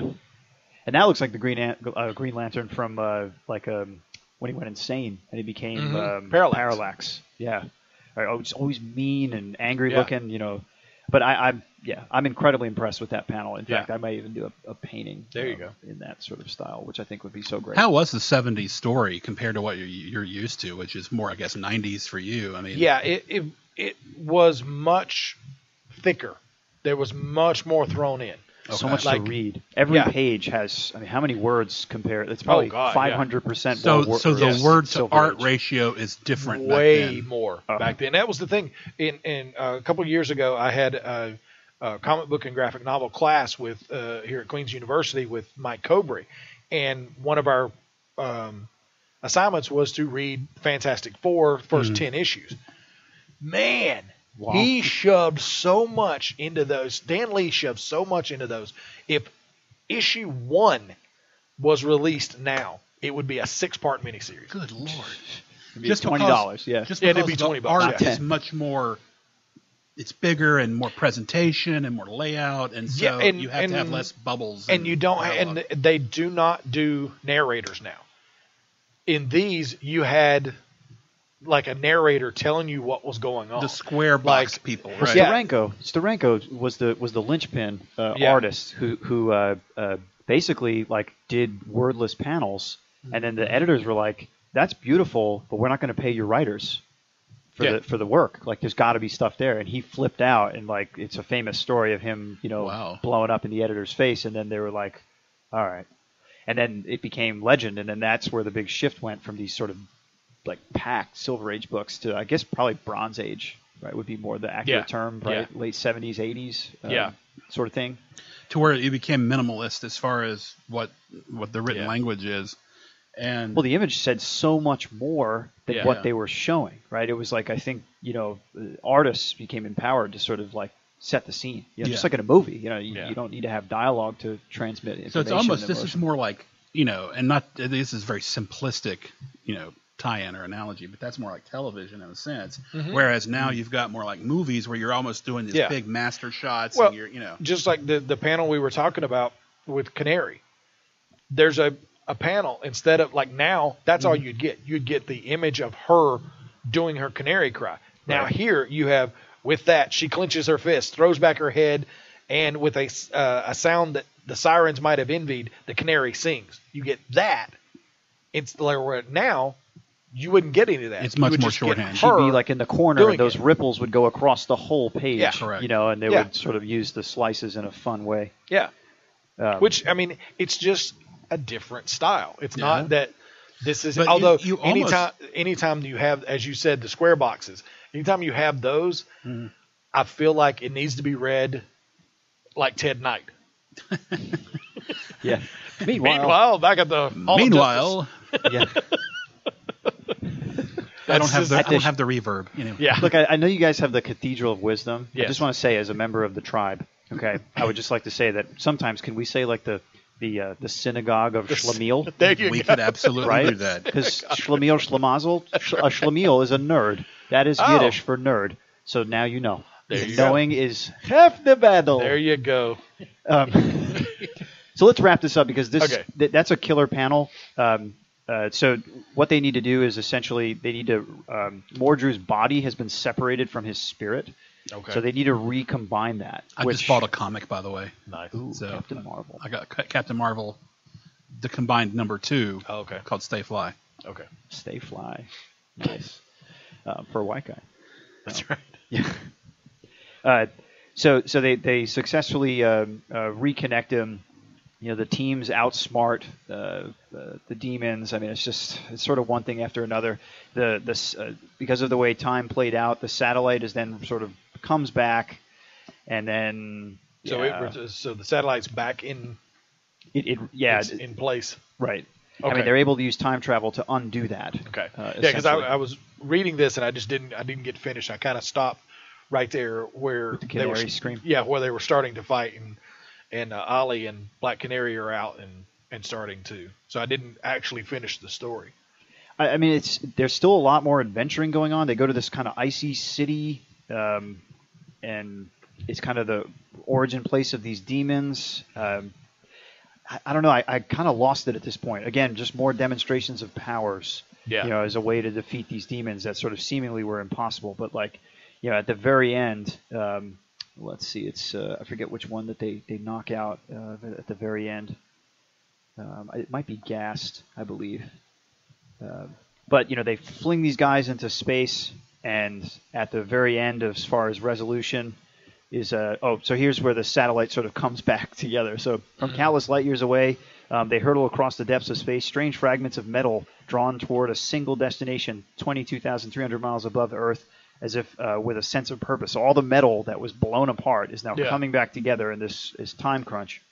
At first, it seems harmless to the demon, random pieces of space debris, but soon Gassed is filled with a terrible intimidation of their power. No, not that. And then essentially, all this stuff comes together, and they've imprisoned him in the JLA, in the watchtower, in the satellite. So they do all this great stuff to get everybody back together. The dun dun dun dun dun. It's my Space Ghost resolution music. Yep. Everybody's like, yeah, we had a great time. It was nice to see the 30th century. The JLA closing theme from the 70s. Yeah, it's not as whiplash as last week's. With the Shazam Superman story. They had battle. Yeah, they had like a 2-panel battle, and within a page, they're done. It was just like, oh, okay. It was. I think, literally, we're running out of paper, son. Exactly. They realized, okay, we're on 20 of 22. We got to wrap it up. Yeah, I mean, in the 70s, I was reading Fantastic Four, but probably from the late 60s because it was little tiny. It wasn't. They were probably, and no one can see this on the radio, but they were probably just little books about like that, ones. Little, and they were hardback. And and I remember them being hardback, and it was almost like a little reader for kids. That'd probably reprints. And it was. And then you could, and what I would do is I would draw little stick figures in the margin, and then make them dance because I could flip them because it was that thick. It was something that you could flip. Yeah. And I would literally read those over and over again, especially when days when I was sick in early elementary school. Mm-hmm. I wish I had that still because, that was, the first time I really understood what a comic book was. Mm-hmm. But I never really had the desire. I don't think my mom did not buy comics. If I had wanted one, she'd have bought it for me. But I just never, because we would go to not Walmart, but Woolworths or whatever, And I never got in. I didn't get into collecting until I was like a senior in high school. Oh, really? Yeah. The first, I found the first comic I ever, or first modern comic I ever bought. Because I had a couple when I was a little kid, just to, hey, that looks cool, let me buy that. But the first one that I remember seeing and saying, hey, I want to buy that was Batman Annual number 14, and I actually found it a couple weeks ago, going through boxes somewhere. Oh, cool! I found it and was like, oh yeah, I gotta have this. So. One question that just popped up about that. Yeah. One of the things, and me being a very infrequent comic reader, I read probably maybe one, combined a year, two a year probably. Sometimes I have trouble getting into the flow of how you're supposed to go over the page. And the thing I love about Comixology, when you have the guided thing on, is that it kind of does that for you. It'll do it, yeah. Yeah, but DC, especially in Crisis, did these like cross panel. You got to read the top, and then you got to go back down and read across that way. Yeah. At least Crisis on Infinite Earths. How are those? Are those much more These are standard. Yeah, those are much more standard. You just go top, left, right, down. Yep, there was actually Kirby. If he thought you might be confused, he would put arrows. Oh, wow. He would tell you where to go. To do jumps. Yep. One last thing I want to say about this story is that the JLA and the JSA learn a little bit through Mordru and the demons about their futures, which is shocking, right? There's some minor basic details, but the one thing that is important is that at the very end, because we've been talking about memory, is that the Lantern, Green Lantern Hal Jordan, erases some of that information from the JLA and the JSA, so they can go home and not be insane and know about their intended futures. Oh, wow. Which is quite interesting. And then one other quick notable thing is that they do a good job of sort of bringing in some of those flash of two world images where they show the picture of the two Earths. Oh, cool. And they even explain a little bit in the beginning about the flash of two worlds, sort of how this multiverse thing works. So again, I think this story had a lot of pieces of what ultimately sort of showed up in Crisis on Infinite Earths. So cool.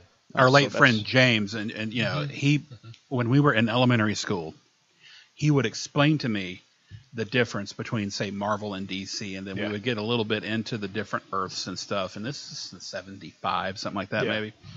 And that might have intimidated me a little bit as far as the complexity of it. Yeah. Is that where do I start? So like we said, you've got Earth 1, which is the Justice League. Earth 2 is the Justice Society. And there's, in different instances, there was a Superman in Earth 2. He was older. Mm-hmm. Yeah. He had the gray at the temples. You had a Batman, but he and that's retired. The continuation of the guy holding up the car, I'm assuming, right? Or is that... Yeah, he's 40s. Yeah, Golden Age Superman. He's the Golden Age. Earth 2 Superman.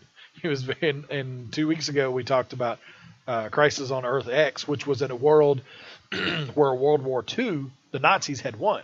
Okay. So they showed up there, and he's like, I'll cut my baby teeth on you. Yeah, ratsies. Ratsies. Yeah, he called them ratsies. It was a lot of fun. Oh, my goodness. So, that was, the Golden Age Superman. Yes. And you had the Golden Age Batman who had retired, and an adult Robin had kind of taken the mantle.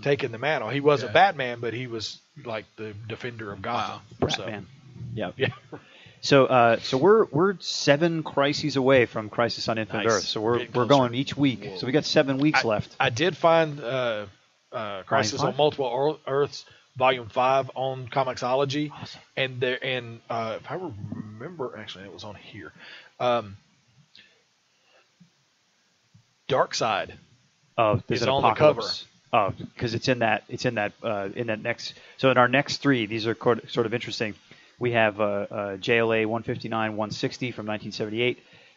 So we see JLA and JSA. It's Crisis from Yesterday, Crisis from Tomorrow. So a time travel story. We see Black Pirate, Enemy Ace, Jonah Hex, Miss Liberty, and the Viking Prince. Okay. And then the Lord of Time. Yeah. What was the Crisis prior to Crisis on Infinite Earths? What would be the next one? The one before it was Family Crisis, which let's see. The JLA and the JSA and Supergirl fight the Commander and the Crime Syndicate. Yes. So Crime Syndicate is back. Yeah. So the one, Chris, just before Crisis on Infinite Earths is the Family Crisis. Yeah. Okay. Because I mean, like we were talking about, it's kind of a recurrent. The word crisis is a recurring thing. Okay. And it's just they had them all going, and they decided we need to clean all this stuff up. So they did call that. it Crisis on Infinite Earth. I remember the Monitor. That's the one thing I remember from Crisis. Yes. Was he the central linchpin figure who was doing the all that? Anti-Monitor, actually. There's the Anti-Monitor. Okay. Yeah, the Monitor and the Anti-Monitor. So when we get there, I've got this great. I think George Perez and Marv Wolfman put this thing together called History of the DC Universe. Yes. Mm-hmm. And it's this really great sort of mythological backstory. Yeah. It felt like a Bible comic a little bit. Yeah. Where it was more illuminated than comic. And it goes back all the way to this... almost like a Tolkien kind of thing you'd get with Lord of the Rings kind of deal? Right, or? the Third Age or whatever. Yeah, I think it was like 3 volumes of that. Yeah. It's huge, yeah. And what's really interesting is the reason why we have all these multiverse problems and everything is because of one Guardian from Oa who decided to like tap into the origins of the universe, and by doing that, angered some energy form, and essentially that created the multiverse. I remember that. Yeah. I remember that now. Yeah, that's what created the multiverse. And then they showed literally the Monitor and the Anti-Monitor born at the same time, but in the negative universe or antimatter universe. Yes. Yeah, antimatter. Yes, antimatter universe. And then in positive matter. Yeah. So we got a couple of good ones. We're gonna see. Obviously we'll see the new gods because the cover is Darkseid, Orion, Mr. Miracle. They're all there, and it looks like you got Earth 2 Superman.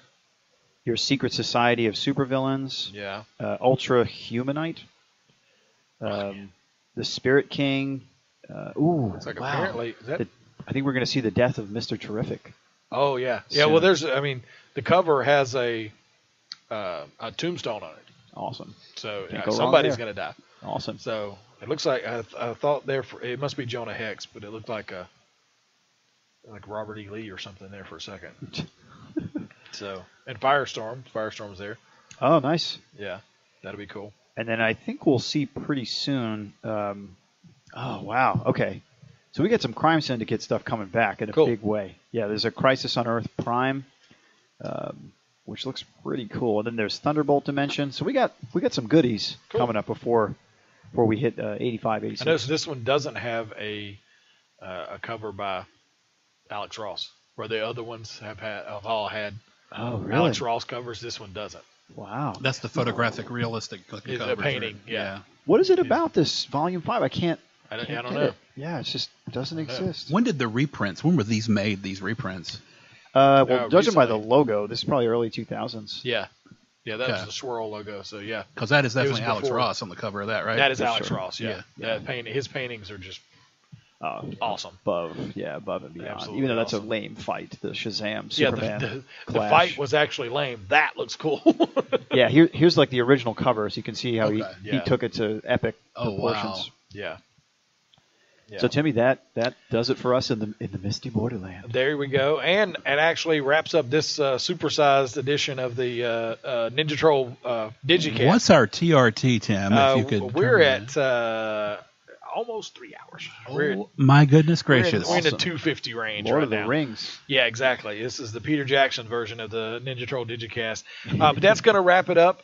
Remember, for all the latest news from all around geek culture, make sure you follow us on social media.